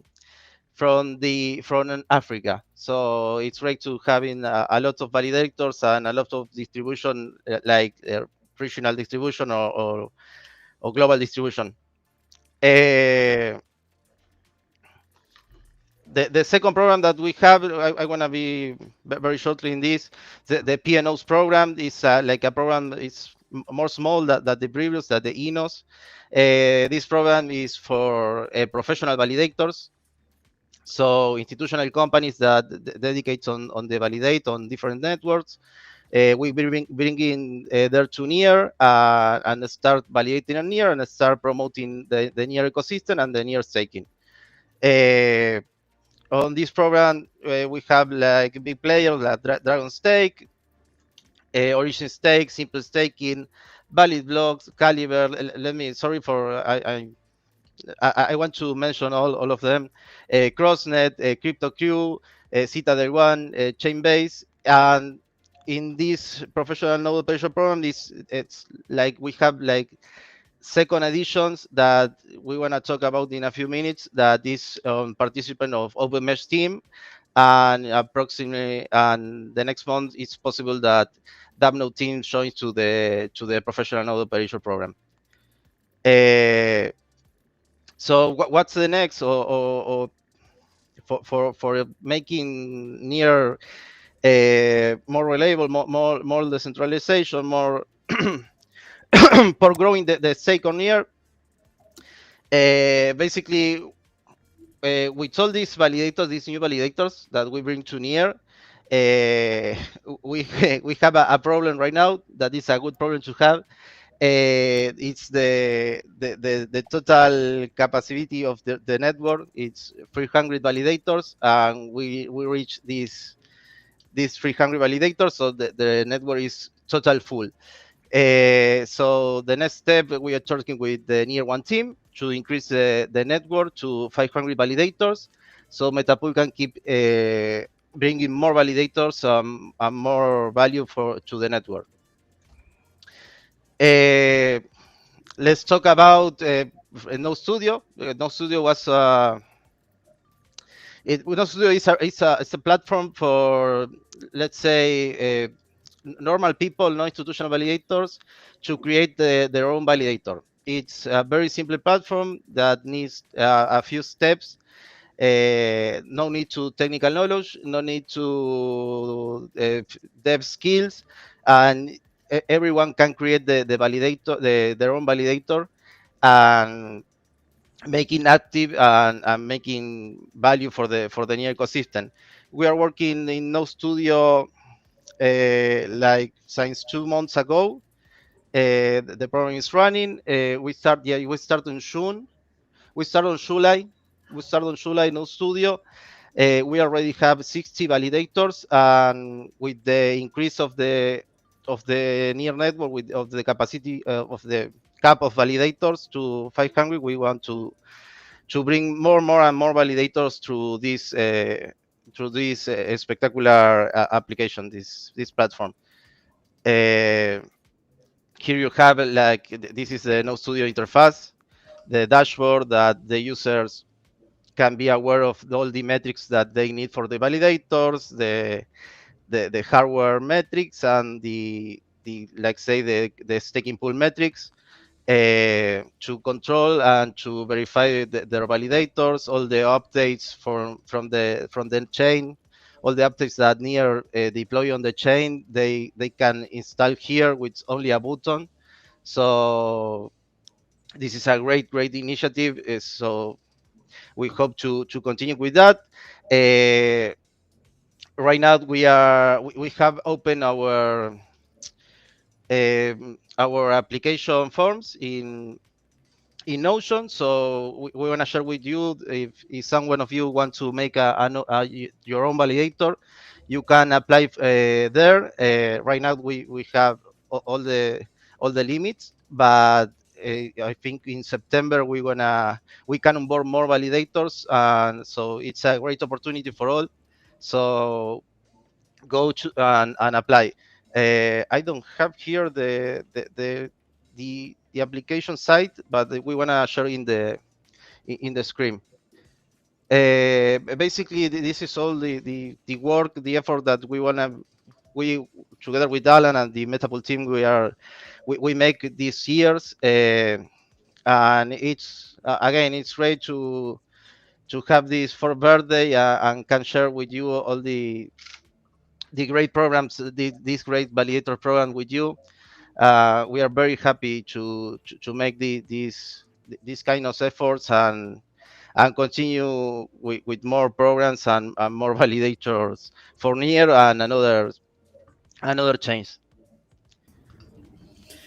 Okay, thank you, Franzo, and thank you for sharing all of this information. I mean, again, one of the main goals that Metapool had since the beginning was to promote the decentralization of the networks across Web3. So, as you know, that was the beginning, that was in the middle, and that is still today really active. So, I want to say hi to the guests that we have during this segment of the stream. So I'm really excited to have all of them. As you know, we have the opportunity to onboard and to join the journey with big companies inside of Web3 to start participating inside of the decentralization of the NIR protocol network, starting by the decentralization of the NIR protocol network. But I'm sure that in these coming years, we will be working on many other things. So I want to make a quick round of introduction to all of them. I will leave the word to them. So we will start with David Palmer. David Palmer from PairPoint. Welcome. Do you want to introduce yourself? Yeah. First of all, happy anniversary to NIR and Medical for this wonderful program. It's been a privilege for us to be involved. I'm David Palmer, so I'm the Chief Product Officer for Vodafone's Web3 platform, PairPoint. I'm also one of the sort of leaders of blockchain in Vodafone. I've been instrumental in the adoption of the technology, and that has resulted in PairPoint. And I'm also leading all of our activities with NIR. So it's been a pleasure to be involved, and hoping to have some good discussion on this call today. Awesome. Thank you and welcome, David. We are going to continue this conversation. We have also Dirk from Deutsche Telekom. Dirk, welcome. Do you want to introduce yourself? Yeah, hi. Can you hear me okay? My name is Dirk. I'm from Deutsche Telekom. We are the biggest telecom company in Europe, and we own T-Mobile USA as well. And yeah, I can basically say the same thing like David. Thank you for the invitation. We are really delighted to be part of Metapool and NIR, and I'm looking forward to the discussion. To a few sentences to me, I'm doing this professionally since 2015, and I have joined Deutsche Telekom in November 2022, and we are driving since then the staking within Deutsche Telekom. Okay, welcome there. Thank you for joining. And we have also Juan Jose, JJ from Entity Data. Welcome, JJ. Do you want to tell us more about you? Hi, Alan. Thank you for the invitation, Fran and Alan. I'm Juan Jose Miranda, JJ. I'm responsible for the Digital Technology Innovation Lab here in Peru, and responsible for all the Web3 practice in the Americas and IBO cluster, Spain and Portugal, mainly in Europe. And now it's a pleasure to me to stay here with you, share our learnings and interesting insights around the NIR protocol here in Entity Data. Okay, thank you and welcome, JJ, and welcome you all. I think that probably if this is the first time, because we are on multiple regions and multiple countries, if this is your first time hearing about Entity Data, Deutsche Telekom, or PairPoint, probably this is your time to open your browser, go to ChatGPT or Google, and start looking for information about how relevant are these companies inside not only the Web3 ecosystem. I mean, inside of the telecoms ecosystem, inside of the IT ecosystems. There is a long history that has been built around all of these organizations, and I'm really proud to be sharing all this space to be talking with you. So I want to take a conversation and following, and I start talking.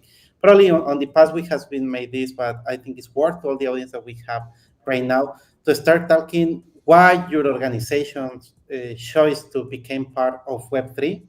And additional to that, why choosing Metapool as your partner on these ventures for becoming part of Web3? So, David, can we start with you, sharing about why you joined? Yeah, so it's a long journey for us. Since 2018, we've been looking at use cases for Web3 blockchain and telecoms, and really trying to find use cases that made sense, right? I believe that 7 years on, 7-8 years on, we're now moving to the AI economy. We're now building a new digital infrastructure for a new different digital world, and that forces telecoms companies like Vodafone, Peerpoint, to look at how we can adopt and integrate with these new infrastructures like blockchains, like AI, as well as incorporating them into our processes and solutions. So this is why we're adopting Web3, because when you link telecoms with blockchain infrastructures, then you have the services. This enables the services which Fairpoint offers, which is trusted device identities and verifiable credentials, peer-to-peer payments, or automated payments via wallets, which build on our core connectivity. So that's why we're looking at it. More recently, we're looking at Peerpoint on how we can have stablecoin devices peer-to-peer in peer-to-peer IoT transactions, which are high volume and low transactions, low transaction volume values. We're also looking at agents, right? As we move from mobile phone-centric transactions to AI agent transactions, can we use some of the things that we're doing for IoT devices, like digital identity, like payments, like authentication and security, and enable agents, the next generation of agent transactions and authentication with that. So that's why we're doing it.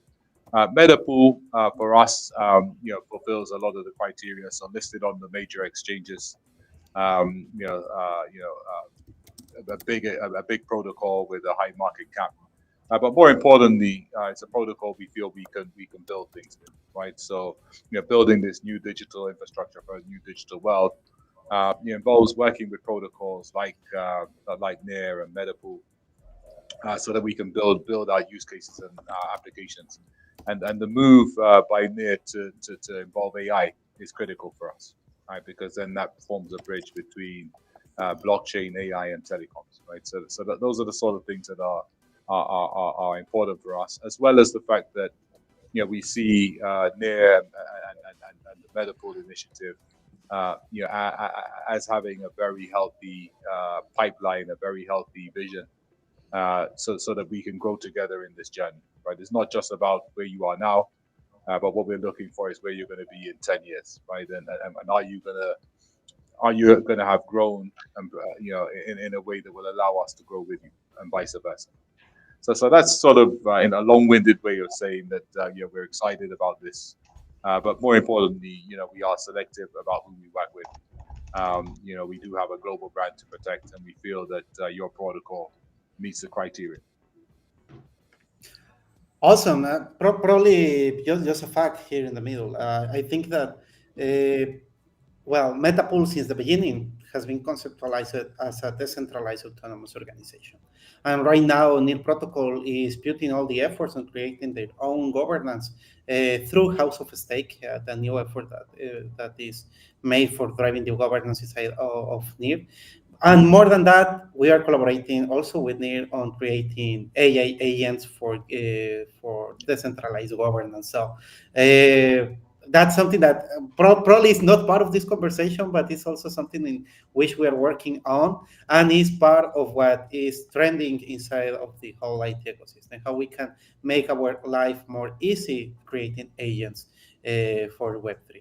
So I want to turn back inside of our original question or our original narrative. So Dirk, can you share us why Deutsche Telekom chose to join Web3 and chooses also Metapool to be your partner on this venture?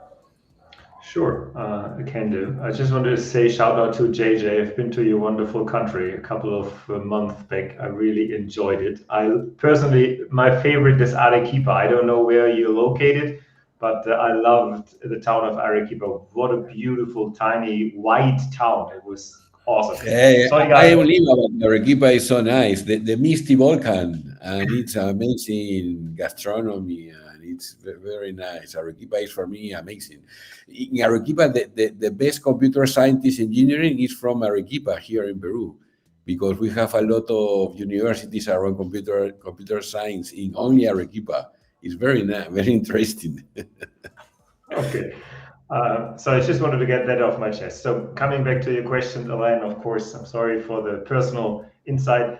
So the story from Deutsche Telekom is quite straightforward. As you guys know, like we are a telecom company like David's Vodafone, and we started from the history that we help people to communicate about across long distances, like when we are talking about phone calls, like in the old days. I know the young crowd doesn't phone, they type stuff, and now we are basically at the second step, so the internet.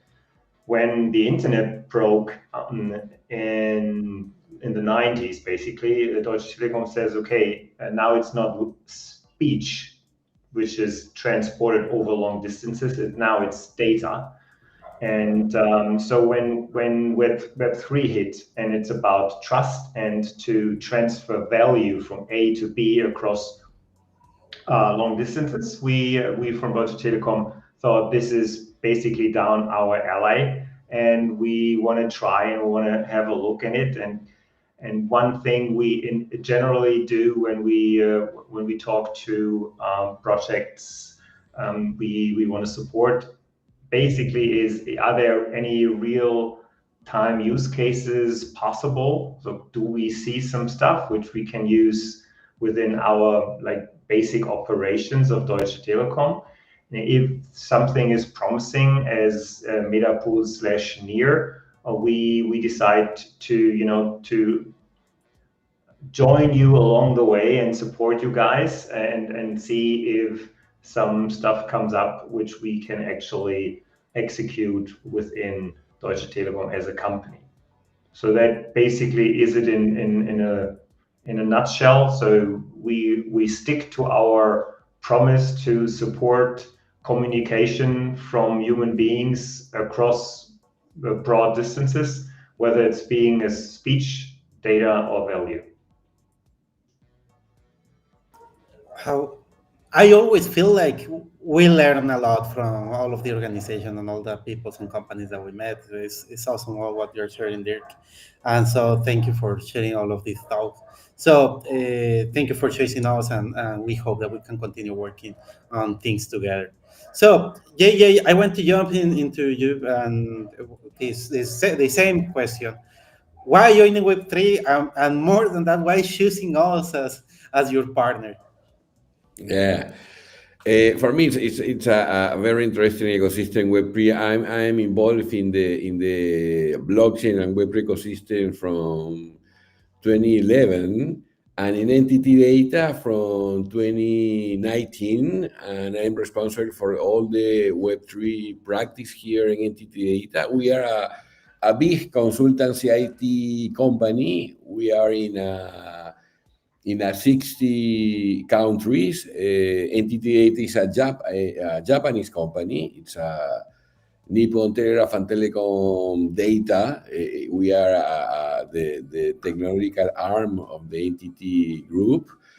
And we try to connect this Web3 ecosystem from the beginning of the existence of the Digital Technology Innovation Lab. We are part of the innovation centers network around the world in entity data, and our main focus here in in Peru from all entity data now.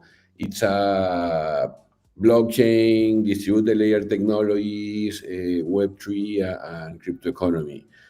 And now we are responsible for all the Web3 partnerships around the world from entity data. We're responsible for that. And it's very interesting.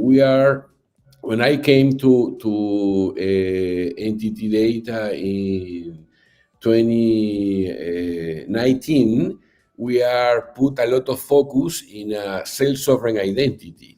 But in that time, a little companies understand about that because we are in a very centralized economies or centralized enterprises. Not now, I think it's a change a lot. But we put a lot of effort to create an access accelerator around self-sovereign identity, Kai Trust. Kai is a Quechua word, like a self-being, and trust is trust from trusting in English. And it's very interesting because that access accelerator now is used in all entity data in Europe around the self-sovereign identity projects in the, for example, European blockchain service infrastructures and all the projects around the self-sovereign identity with verified credentials, decentralized identifiers. And now that access accelerator is used in Japan, and it's all create and all developed in Peru. It's for me it's amazing. And we try to put all the Web3 ecosystem in our big clients because entity data have a big banking clients, telcos clients, insurance companies, consumer packaging goods, etc. And we try to understand what is the best scenarios or best use cases to real put Web3 concepts or Web3 features in that use cases. In the very beginning, I think a lot of these use cases fails because it's tried to put a very centralized scenarios. And for me, for example, the approach to metapool and near protocol, the concept of the enterprise node operator, for me, it's amazing because one of my first fights with a lot of our clients and internally, it's put private blockchains. And for me, private blockchain is not blockchains. Put a Oracle central database, and that's better. But for me, the future is public blockchains and not private blockchains, because I think private blockchain is not necessarily for me blockchains. And put entity data in this enterprise node operator and entity data have a validator for a public blockchain, for me, is the future, and it's amazing. This is for me the first approach to metapool and near protocol, and it's incredible. And now we try to explore with our clients. For example, we create now the decentralized identifier method using near dit.near, and it's very interesting. And we put that decentralized identifier methods in our clients to explore near protocol in that project, for example, and try to find very interesting use cases in a company ecosystems, because for me it's the best scenarios to put, for example, near protocol in these use cases. And that's it. And we now try to explore more DeFi initiative, to put some DeFi initiative in our, for example, big banking clients, and try to understand what we need in the regulation stuff and what we need in the technical stuff, and put these very interesting DeFi scenarios in a standard banking sector, because blockchain for me now is it's the technology for the future of the public banking infrastructures, and this is very interesting approach. And that's it. And please, if you return or come to Peru, send me a message from LinkedIn, and I'm your host in Peru. Probably we all can make a tour before Dev Connect on Argentina. We can jump into Perfect. Peru. We can visit entity data offices over there, and later we can go to Argentina. Please, So please, came here. The gastronomy in Peru now, it's amazing gastronomy. It's the best in Peru now. I mean, it's really grateful to be in touch with all these different, more than organization, also with the people that is making these organizations possible to work. So this is really exciting opportunity. I mean, previously we had a segment with all of our ambassadors. Our ambassadors are distributed all across the world. We have ambassadors almost in all the regions that we have on the world. Not in the whole world, because that will imply a big team, but in different regions of the world. So that's what MetaPools provide, like a full ecosystem where you can be in touch with communities, with organizations, with protocols, decentralization, and with projects that can make it possible to change the future of the finance that we are living right now. So I think an anniversary is talking about the past, the goals, all what you have achieved so far. And I think we are proud of what we have done during these 4 years. And 4 years is a really long journey inside of Web3. For Metapool, is like, well, at least two human lives, I think, in Web3. It's really long. I mean, we have lived everything so far, and I think we still have things pending to live. But more than that, I will ask you, each one of you, David, Dirk, JJ, that you can provide to us a gift. And this gift is, can you give us an advice for the coming years?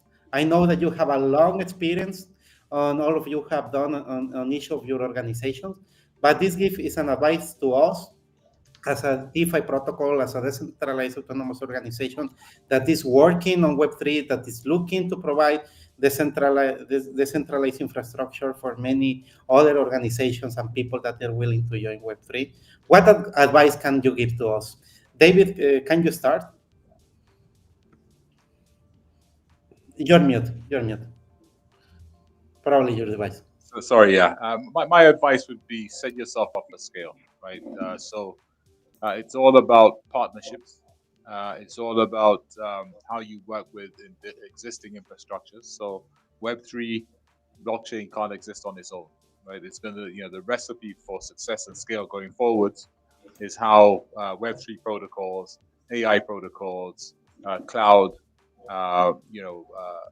other utilities, as well as telecoms, can come together to build this new infrastructure, and how the applications can be built efficiently, incorporating all of these. If you look at where things are going, as telecoms, we've worked for a while on APIs, so trying to convert the way we work into APIs that can be made available to people who want to use our services. So MVNOs, who sit on top of us, as well as customers. And I think that this sort of API-based architectures, so our services can be mashed into end-to-end solution, is where it's going. And I would advise, I would suggest that this is looked at, right? So how can NEAR and MetaPool provide services as APIs that can be mashed into infrastructure services that telecoms provide or AI protocols provide, so that you can have converged services? And I think that this is the key going forwards, is how you put these ingredients together. And the other thing I would say is about partnerships. I think one of the great things about being on this call is that you've got a giant in data, in NTT, You've got a giant in telecoms in Deutsche Telekom and Vodafone, Peerpoint. And these are important partnerships because what we're looking for is how we can essentially partner with companies like Metapool to offer converged services. And I just say, you'll scale through partnerships as well. So I think this initiative, the Enterprise Node Validator Initiative, is an important one. And I'd say just try and continue with similar initiatives going forwards that provide mutual incentives. Thank you, David. Dirk, do you want to give us an advice? Yeah, I think after being in the space for quite a long time, my only and my very emphasized advice is find a real world use case. You need an application which is used not by crypto bros. I don't want to spoil the party, but you need to find a use case which will be used by John Doe, by the regular grandma and uncle and whatever, and maybe they don't even know that they are using your technology. It's not, maybe it's in the background, but this is crucial, and this is the only thing that matters. The technology and scaling, I think this is a given. This is a requirement which should be fulfilled anyway. But you need to find a use case. You need to get something off the ground beyond the crypto pro ground. Otherwise, it's just feeding like the people who are they're feeding themselves, is going like in circles. You need to get out of the crypto and you need to get to the average citizen. That is my advice. Well, I really like all the advices, and this is also making an impact on what we are thinking to go on our next year. So, what advice can you give us?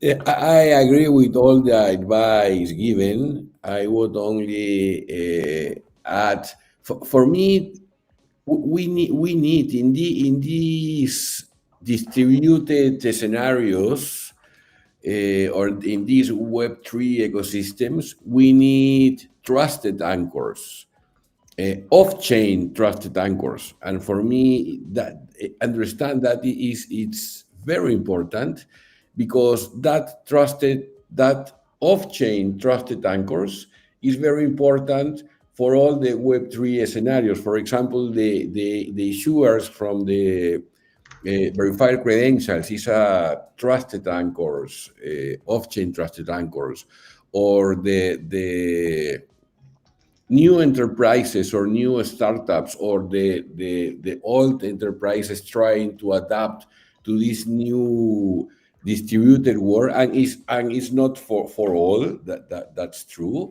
but a lot of things is very interesting to put this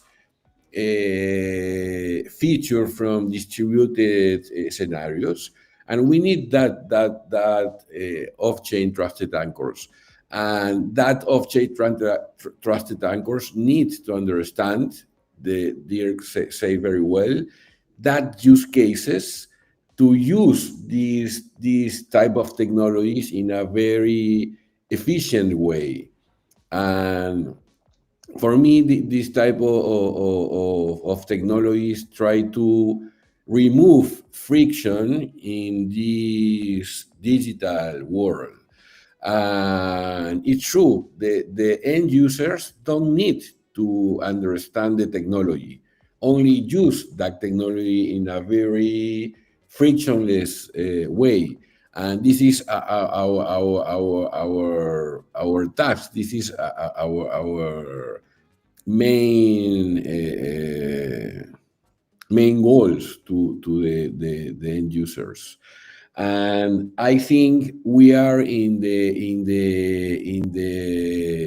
tip of the iceberg, because this technology, which, for example, blockchain technologies, Gen AI technologies, quantum computing technologies, is very interesting. And for me, blockchain technologies is this trusted storage and trusted ecosystem.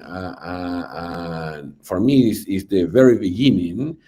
And all technical people or business people need to enter in these new distributed scenarios and try to understand and create new things, because we are I think in the very beginning of these technologies. You need to enter to the rabbit hole now. This is my advice. Yeah, I'm guessing that we need to enter on the rabbit hole and pull everything that we can from it and put it on the board. And I'm really happy, and it's very early that we can count with the support of partners like all of you. I know that well, we are excited that we can continue on our ventures on creating more decentralization for Web3, and surely there will be more ventures that will be on these coming years. I hope that in 4 years we can probably talk again. I don't know if we will be in the same position or role, but probably we can talk again on a coffee table and start discussing about what we talk right now and what things results finally from all of what we discussed on this call. So thank you for joining. Thank you for joining our anniversary celebration that we have on this stream. Thank you, David. Thank you, Dirk. Thank you, JJ. Thank you. Thank you, Point. Thank you, Deutsche Telekom. Thank you, Entity Data, for allowing you to be here with us. So this is the end of the segment. Thank you, you all, and we will continue with this next segment that we have for this stream. See you soon, and have a good one. Thank you. You guys. Bye. Bye. Pleasure. Pleasure.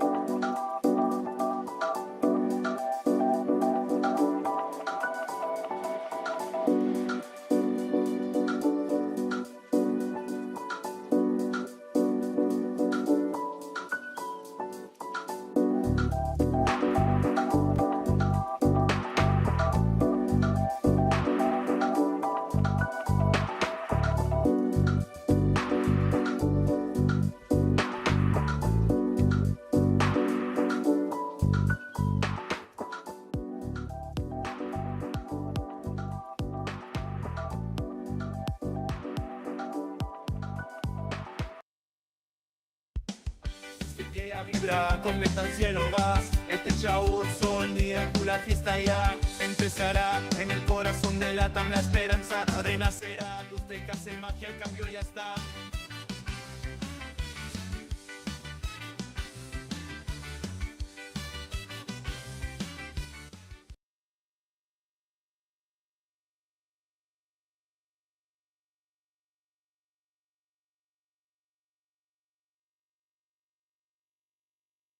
Hello, everybody. We're back. I changed my T-shirt to celebrate an internal meme that we have, but anyhow, thank God for Gauchito. That is Gauchito Hill for the uninitiated. So anyhow, let's make it a proper. First time I went, the story behind it is has nothing to do with religion at all. I on my first real trip to Argentina to really get to know the culture, I saw this sticker behind a truck. This is a normal truck, right? Everyday driver. And yes, thank you very much, JJ. It was a great. By the way, yes, before I get into that story, congratulations to all the enterprise node operator partners. You have done a really great job during the last about to be a year since we launched the program back in Staking Summit. And so really, really excited about that. And more importantly is, yes, we couldn't have done it without you, right? So thank you very much for everybody who's here. It's been a long stream. It's going to 3 hours right now, so we're gonna close it. But thank you very much, everybody, for being here, and more importantly, for you to understand that metapool is more than Lucio and myself, right? It's a core team. Got to see them. Sikaido's great job with the ambassadors. Alan, who has been part of the team since day one, since day zero. So really, really great to have him on board and really support us on the enterprise node operator program. He's now a delegate at House of Stake. And I think we haven't touched on governance at all, Lucio. And I think that could be kind of like where we start. I think that anybody, but I'll go into the story for Gauchito Hill so we can get that out of the way. So I saw this sticker on a truck and I was like, okay, like this is strange, right? We have those things in Mexico as well for some of unofficial saints, right? And they put it in trucks and cars and whatever. Taxi drivers use them a lot, right? You kind of might know a couple of them, like the Santa Muerte and all that stuff. Gauchito Hill's not as cryptic. But more important, I asked Lucio, okay, so what's Gauchito, right? And he's not, well, it's a saint that you ask for miracles to happen, right? And so I kind of went into the weeds on the story behind Gauchito. It's really, really great. He's, I believe, the first anarchist in South America. So it really rang a bell into what we're doing. Go Google it, ask ChatGPT who Gauchito Hill is. And the best, if you post it on X, a little bit of why you liked it or why you didn't like it, I'll go ahead and pick one and I'll send 10,000 mpDAO to that account. So that's kind of extra stuff that is happening right now. But anyhow, so that, yeah, that's 10K mpDAO governance token. So that's kind of a little bit of a Easter egg for everybody that's waited up until this point. And so anyhow, so governance, right? And it rings a bell with Gauchito because Gauchito was anti-government, right? So that's how he got started. That's how he got into trouble, and that's why he got hanged. So that's as much of the story as I'll tell. So anyhow, Lucio, tell us a little about governance on Metapool, right? What's your vision behind it? I know it has shifted from when we started to where we are right now. And so definitely go right ahead and tell us a little bit of your vision of governance on Metapool.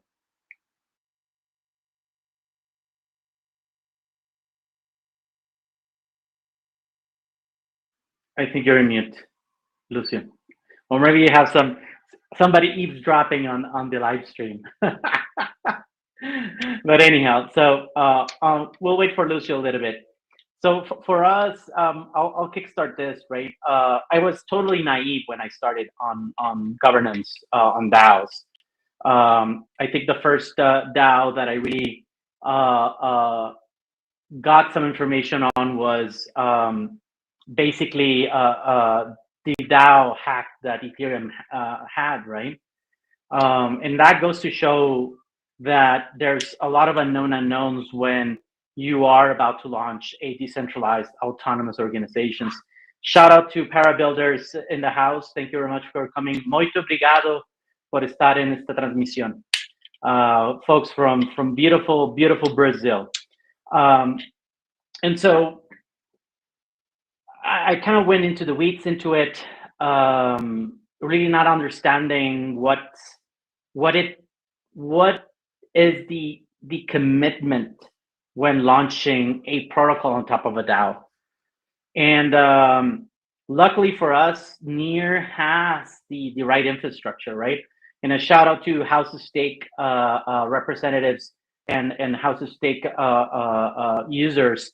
Shout out to that team, to Agora, who just launched the platform to vote on top of the Near protocol network.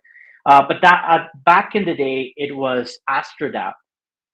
It was first Sputnik, then Astro, and the infrastructure was there, right? You could vote on chain. I think we kind of a story behind it, and one of the great innovations that Lucio and the core team did was it allowed anybody to use an NEP 141 token, which is a fungible token, to vote on chain directly through a wallet and directly to a web app. That was Metapool was the first to do it. And so we were waiting for AstroDAO to come up with that, but they was kind of like low priority for them. And eventually we had to run with it and use it. Initially was thought to be used through the command line interface to the CLI. And we thought, well, this is not user friendly at all. And so we decided to do it ourselves. And so we went in, and then the development team led by Lucio did a great job there, right? And thank you very much to the community for giving us feedback on governance. And so for us, the next evolution for it is we're here 4 years now. Lucio's back. Thank you very much, Lucio. Can you hear us? Is your mic working? Yes, I can hear you, but a little choppy, and I don't know if you will be able to hear me. No, yeah. We're seeing you and we hear you loud and clear. So tell us a little bit about your vision behind the governance for Metapool. I think that's a good context for everybody. Already gave him a little bit on the technical side, but your vision on it should also give him a good glimpse eye into it. The idea is, let's say, there's an ethos of Web3 and blockchain. Can you hear me now? There's an ethos of Web3 and blockchain, and that ethos is true ownership of your assets. That is only possible on Web3. Because if you go to the last,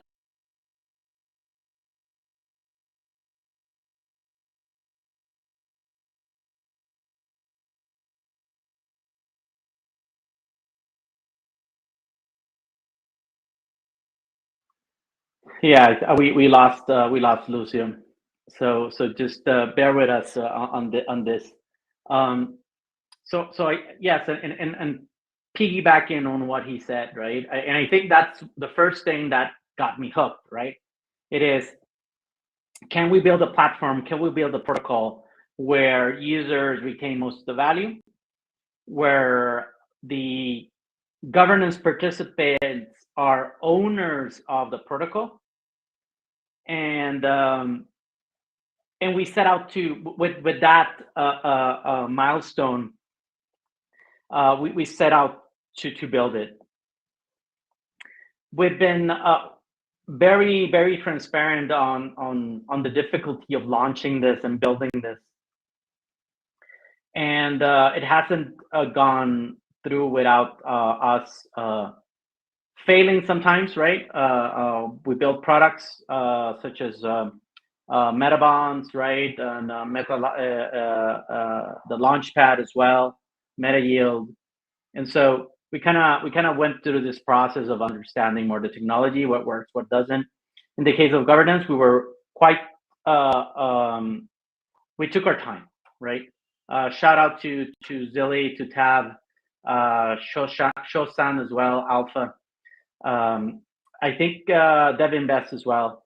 I think for us, the most important thing here is that we are building with feedback from the community, right? Sometimes the feedback is a little bit harsh. We don't take it personal. And of course, it goes both ways, right? Don't take it personal as well. It's not something that we're against anyone. It's just that we're trying to figure it out as we go. And it's easy to look at on the sidelines and just say, hey, well, why why is mpDAO having such a bad day on the market, right? And it's just demand and usefulness of that mpDAO governance token. And so, but at the end of the day, it's yours, right? It's you all have complete ownership of it. You have complete ownership of the rewards as well, right? And to be honest, I don't see any other protocol doing it, right? It's the cash yield platform that we built. We kind of started with the gates wide open, right? And the floods, and everybody was getting near ST near liquid ST near. We kind of then went, okay, so we need to, because what happened here is that the loop was not really closed at all. Lucio, can you speak? Maybe if you don't turn out the camera, I think we can hear you. Can you try?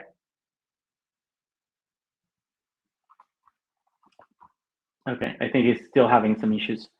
And so, by the way, eventually we'll try to do maybe a fireside chat, and maybe we'll publish it on our YouTube channel.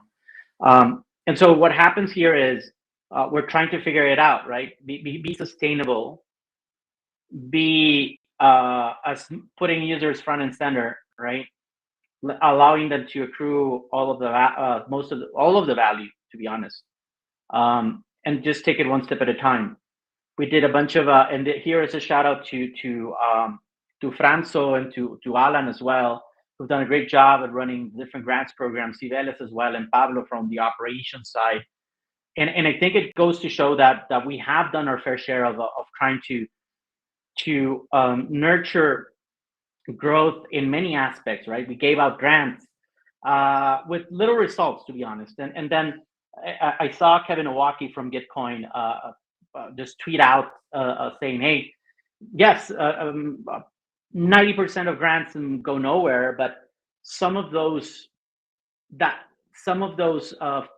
that funding went into supporting people that later built on something else. And I agree, okay, it's fine. But at the end of the day, that loop needs to be, sustainability of protocols comes if those loops are really intertwined, right?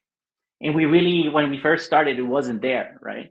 It was like, okay, we're distributing everything. And we said, hey, if this is something that people will benefit from, maybe they will like share with their folks and bring in more folks.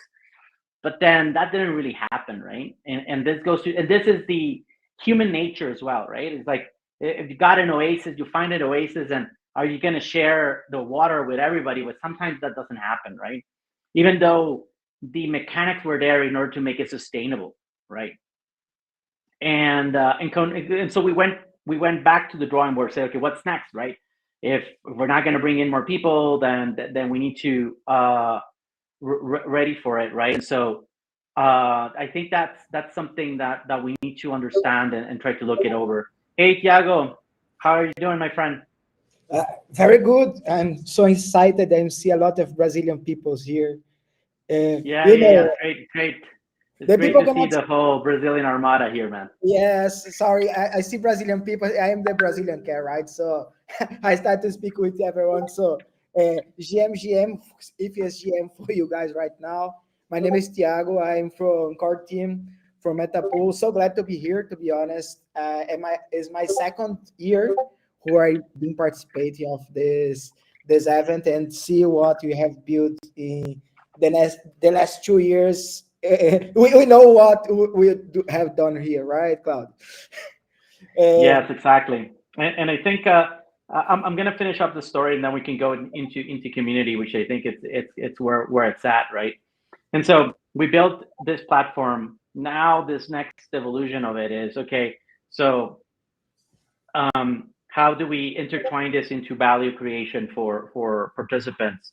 Now, for us, we gave it a go and we did a multi-chain governance, right? So it's our governance token is on EVM and non-EVM, in this case Rust, for Near. And so we wanted to understand, like, if that was open up the possibility for more people to get exposure. We did our fair share. It went not as expected, right? I think if there's like maybe no more than 100 wallets holding mpDAO tokens and participating. It is not straightforward. It is kind of cumbersome to generate a wallet. We try to make it as seamless as possible, but then again, it's quite a challenge, right? And so the next step is, okay, so what do we do, right? And so for us is we saw House of Stake was launching. We see this as an opportunity for people to get more yield as well and participate heavily in the infrastructure, governance infrastructure for Near protocol. I understand that Near is not a top 20 token, right? And that kind of hurts our growth. But then again, we're here not for the next 3 weeks, 3 months, quarter, right? We're here into the long term. What does it look like in a 4 or 5 year time horizon? And I think here community involvement is key. And so we're supporting House of Stake. We will be launching a more integrated approach for folks to claim ST Near and use it to get B Near, and in that way get more exposure to more native yield on Near. But then again, your perspective, Thiago, right? From the community's perspective, it is, I understand that we haven't done a very good job at integrating better with other DeFi protocols. That will start to change sooner rather than later. But more importantly for us is, okay, so what's the next step, right? Like what's your vision of community seeing value in our governance? And then how does that connect to DeFi opportunities out there, right? Yeah, for myself, we are making some change in all the marketing when you think about Web3, right?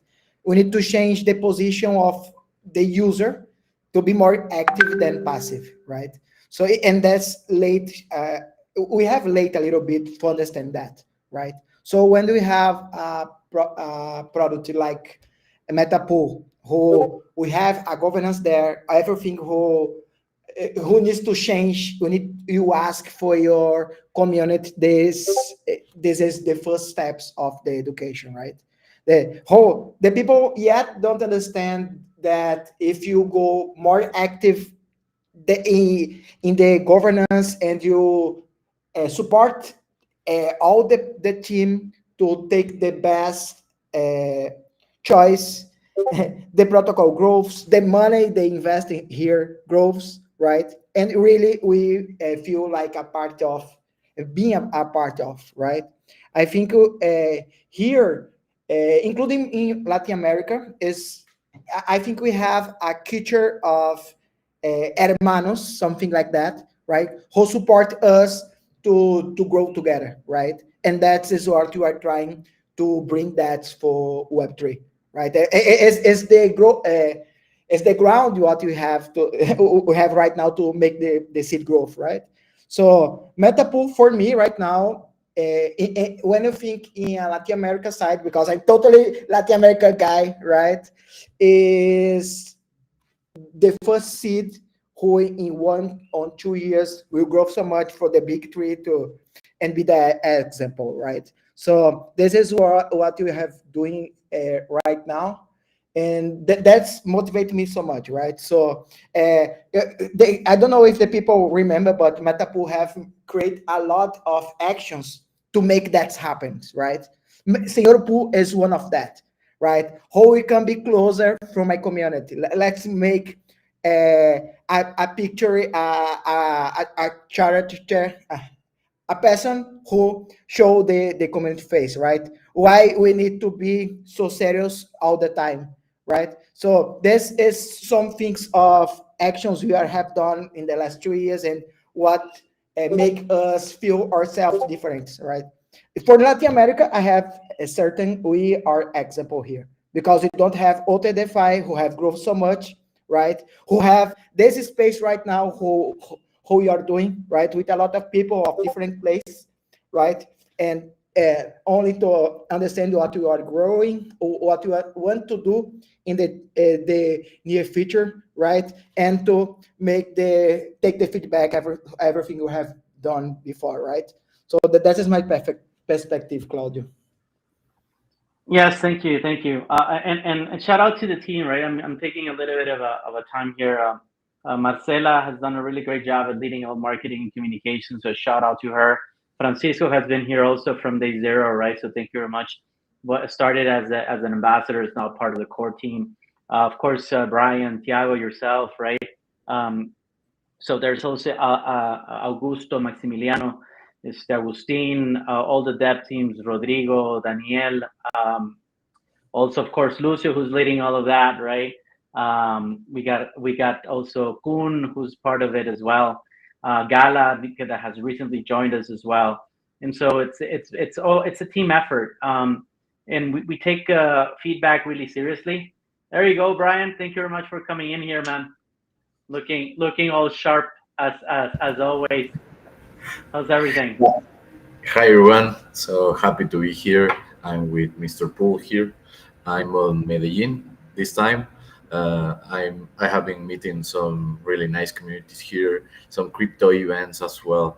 And yeah, the vibe is crazy here. It's always summer, so for me it's something new. And yeah, today is a very special day, and we prepared something to reward all of you guys that are participating with us. So we will have a Kahoot right now that is Yes, based. let's Yeah. get that started. But just Let's put let people know. right now. Let's go we for can. the No. We can. We definitely can. So definitely it's The vibe. make sure that you're listening to Brian carefully, what we're going to be doing. But most of all, I'm just wrapping up the founder segment, right? So thank you very much, everybody, for being here. Again, it's a team effort. We appreciate all your feedback. More importantly is invite other members to be part of it. Understand that we're here to support also education efforts. We are the only DAO supporting giving out scholarships for people can go to the University of Zurich Blockchain Center boot camp. Next year, we're going to come in stronger. We're going to do also South Africa. We're going to do Zurich. And if we do it in time and with your support, we can get more people in. The way that we get more people in is bring in more stake, right? That's as easy as that. The more stake we have, the more funds that we have towards this type of scholarships. But anyhow, Brian, take it away. Thank you very much, everybody, for coming in here to this 3-hour live stream. Now it's time for the giveaways and the goodies. So take it away, Brian. Yeah. So now everybody start to prepare your computer, your phone, whatever you have right next to your hand, and we will start our Kahoot now. So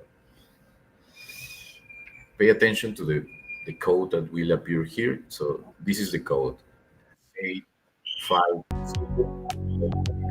You can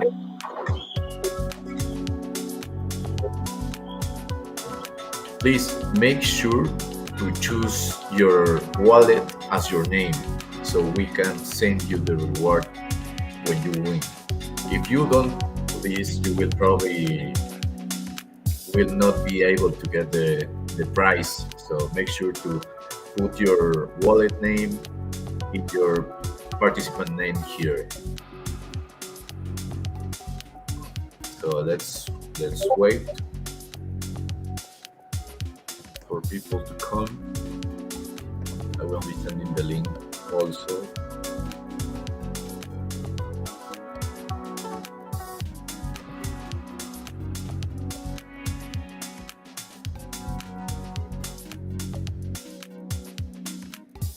Yeah, you can scan the QR code here, and you photo us here your nickname to start with us.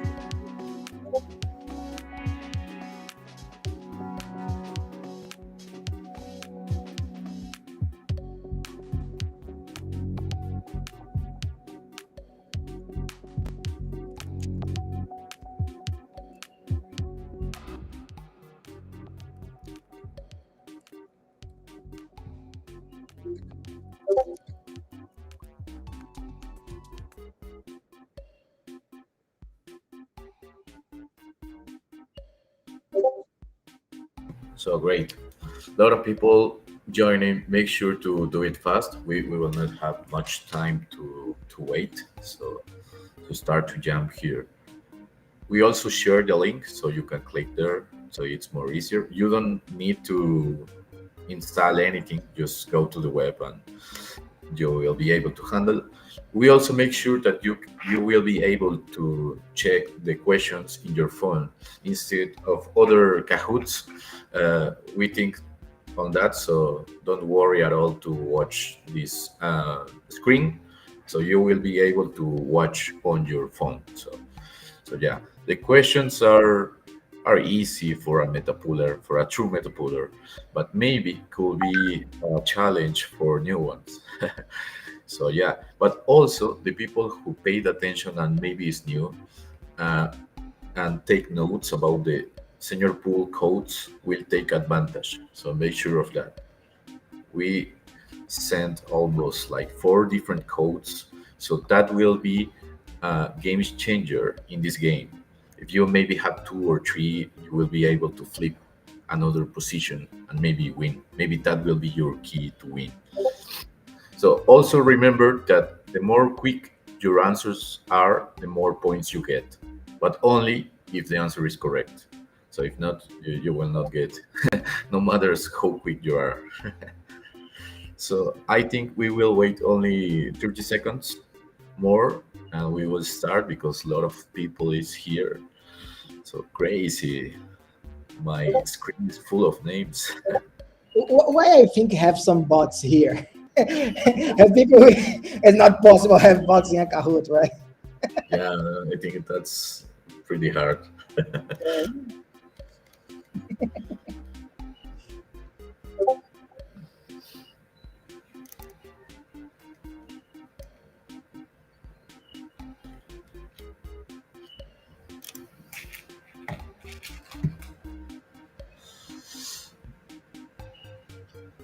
So 10 Milei is seconds. here. See, Milei is here. We are famous right now. G Milei here. So we will start now. Let's go. This is a special governance call anniversary edition. So first question is multiple choice. The first is not a question, it's a reminder. Write your wallet .near plus your nickname of this Kahoot in case it's different from your wallet, but please, we suggested that your nickname be the same of your wallet. Post a screenshot of the results in case you are one of the winners, first, second, third place. We will give prizes until the 10th, until the number 10. So not only the 3 winners will get rewards, because anniversary we will give more rewards. So make sure to post your screenshot in the comments, repost these governance calls so more people can watch this, and leave a comment. That's all. This is not with points, so don't worry at all. But now is the time, so make sure you are ready. Let's go. This is double points. Select the codes that appear in the governance call. If you paid attention, this is pretty easy. There are codes that appear in some parts of the screen. There are others that are not codes, but maybe can be a bit confusing.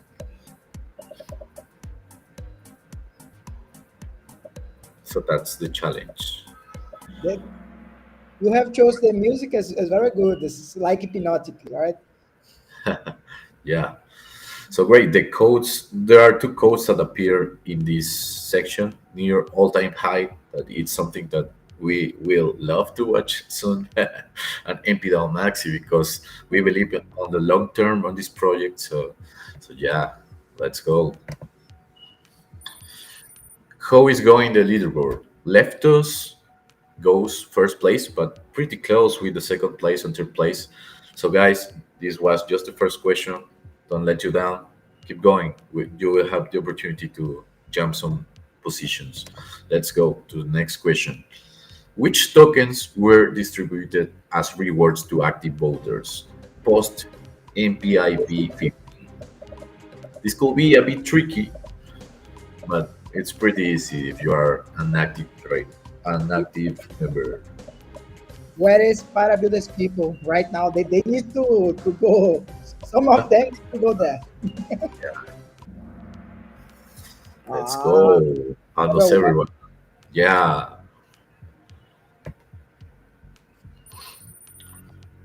Jane takes the first place. The second place still the same. Nick goes third place. And Mr. Fantastic goes up 7 places. Watch out.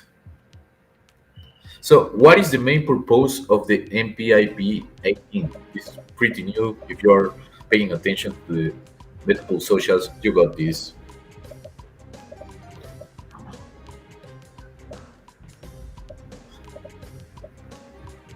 Something that could help is the image. If you check the picture, what makes more sense with that picture? So yeah, you got it. that was a hint. So let's go to the next question. So the main purpose of the MPIP 18 was, since the last MPIP 15 was really good, and we can see the impact right now, even when the market is bleeding, we are great. So extend 4 more months makes completely sense, and also thinking on long term. So yeah, it's basically about that.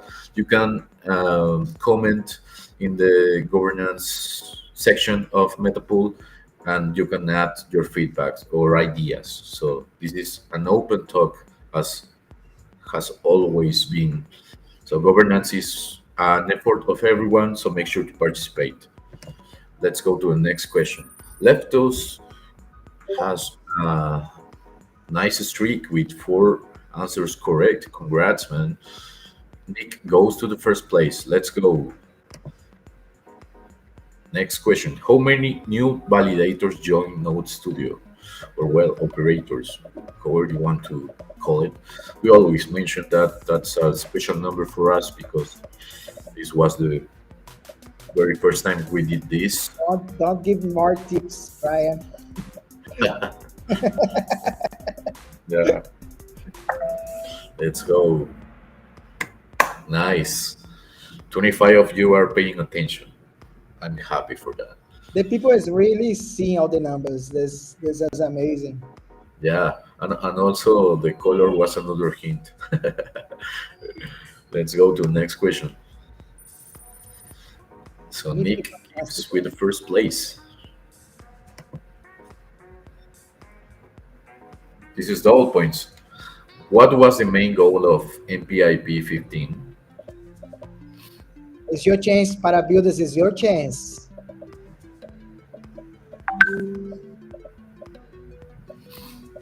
So check the picture. A roller coaster of Mr. Pool.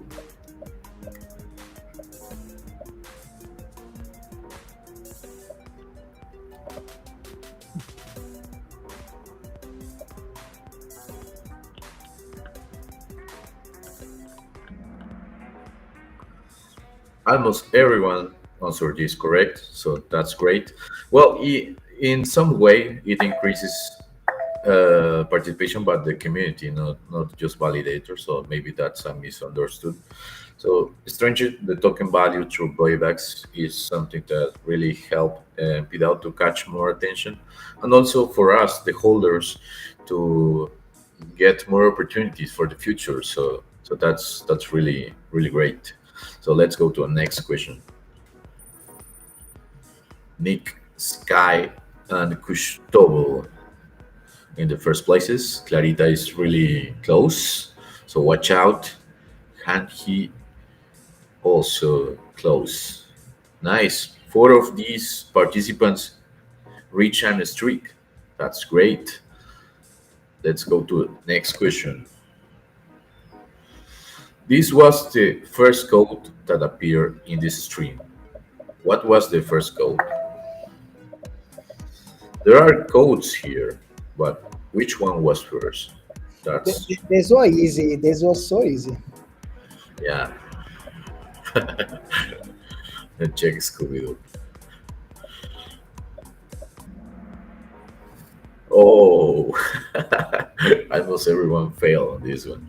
Oh, great. Okay. Some of you really paid attention. So the order, it not means mpDAO was also a code, but was not the first. So let's go to the next. Gustavo took the first place, and he pretty close. The third place, man, this will be a final of a picture. It's crazy. Let's go to the next question. Available in prices for referral campaign. We have been communicating this like the last days, weeks about our referral program. So you probably watch a ton of banners with the number. Which was the number? I think was a huge price. So yeah, we have USDC for all the participants on our referral program. So make sure to call your mom, call your family, call your friends, call all your crypto bros to jump as your referral and keep staking. You can get really nice and juicy rewards, and also help us to share more. With the staking fee rewards, we help to get more people scholarships to study, and also we have been funding some really great projects in the past, like AI projects or different events. So yeah, these activities are because of you, are staking, you and your friends. So remember, staking is not only to get rewards, also to get more opportunities to secure the network and help to build real things that change environments.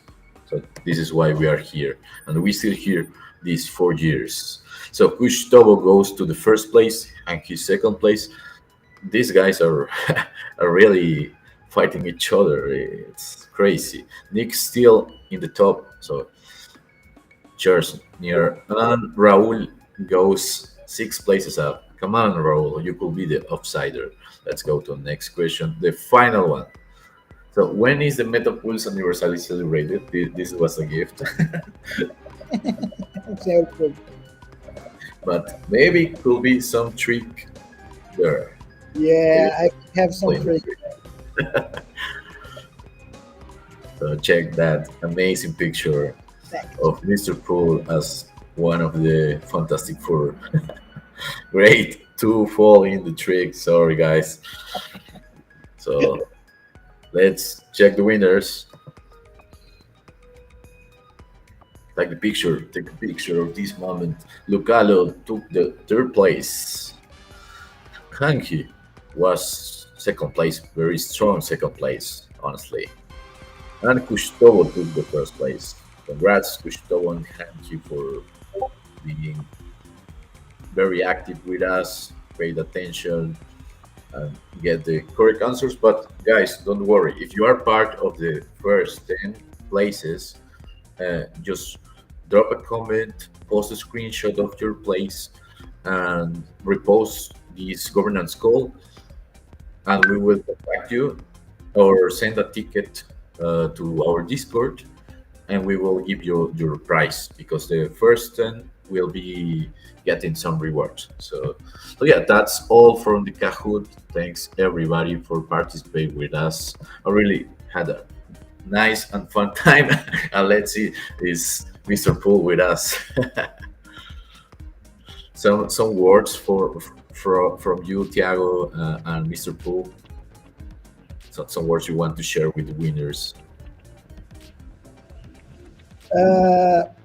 No, I'm so glad, to be honest, because have so hard questions there, and we could see the people are seeing our MPIP. That this is for us who is all time writing and thinking how make this governance more democratic. You see the people is really seeing all the proposals for us is amazing, right? But I have one requisition. Next year, more questions. So we make more dramatic that right there. We put, for example, They've been here for 3 hours, mate. So I reckon, yeah, 9 questions is quite good, man. Something like how many you have, Mr. Pool, right? Something like that. This is exactly. Yeah. Exactly. But anyhow, remember, there's 10,000 mpDAO up for grabs, right? So make sure you share the best story about Gauchito Hill, why you like it, why you don't. Make sure to tag Senor Pool there and Metapool, and then I'll choose the best one over the weekend, and on Monday we'll distribute the mpDAO token. So, and it's just one prize, not first, second, and third. So just one grand prize. So make sure you research on it, you tweet about it, and the best story win. So thank you very much, everybody. I think Lucio couldn't make it here. I don't know if he's able to.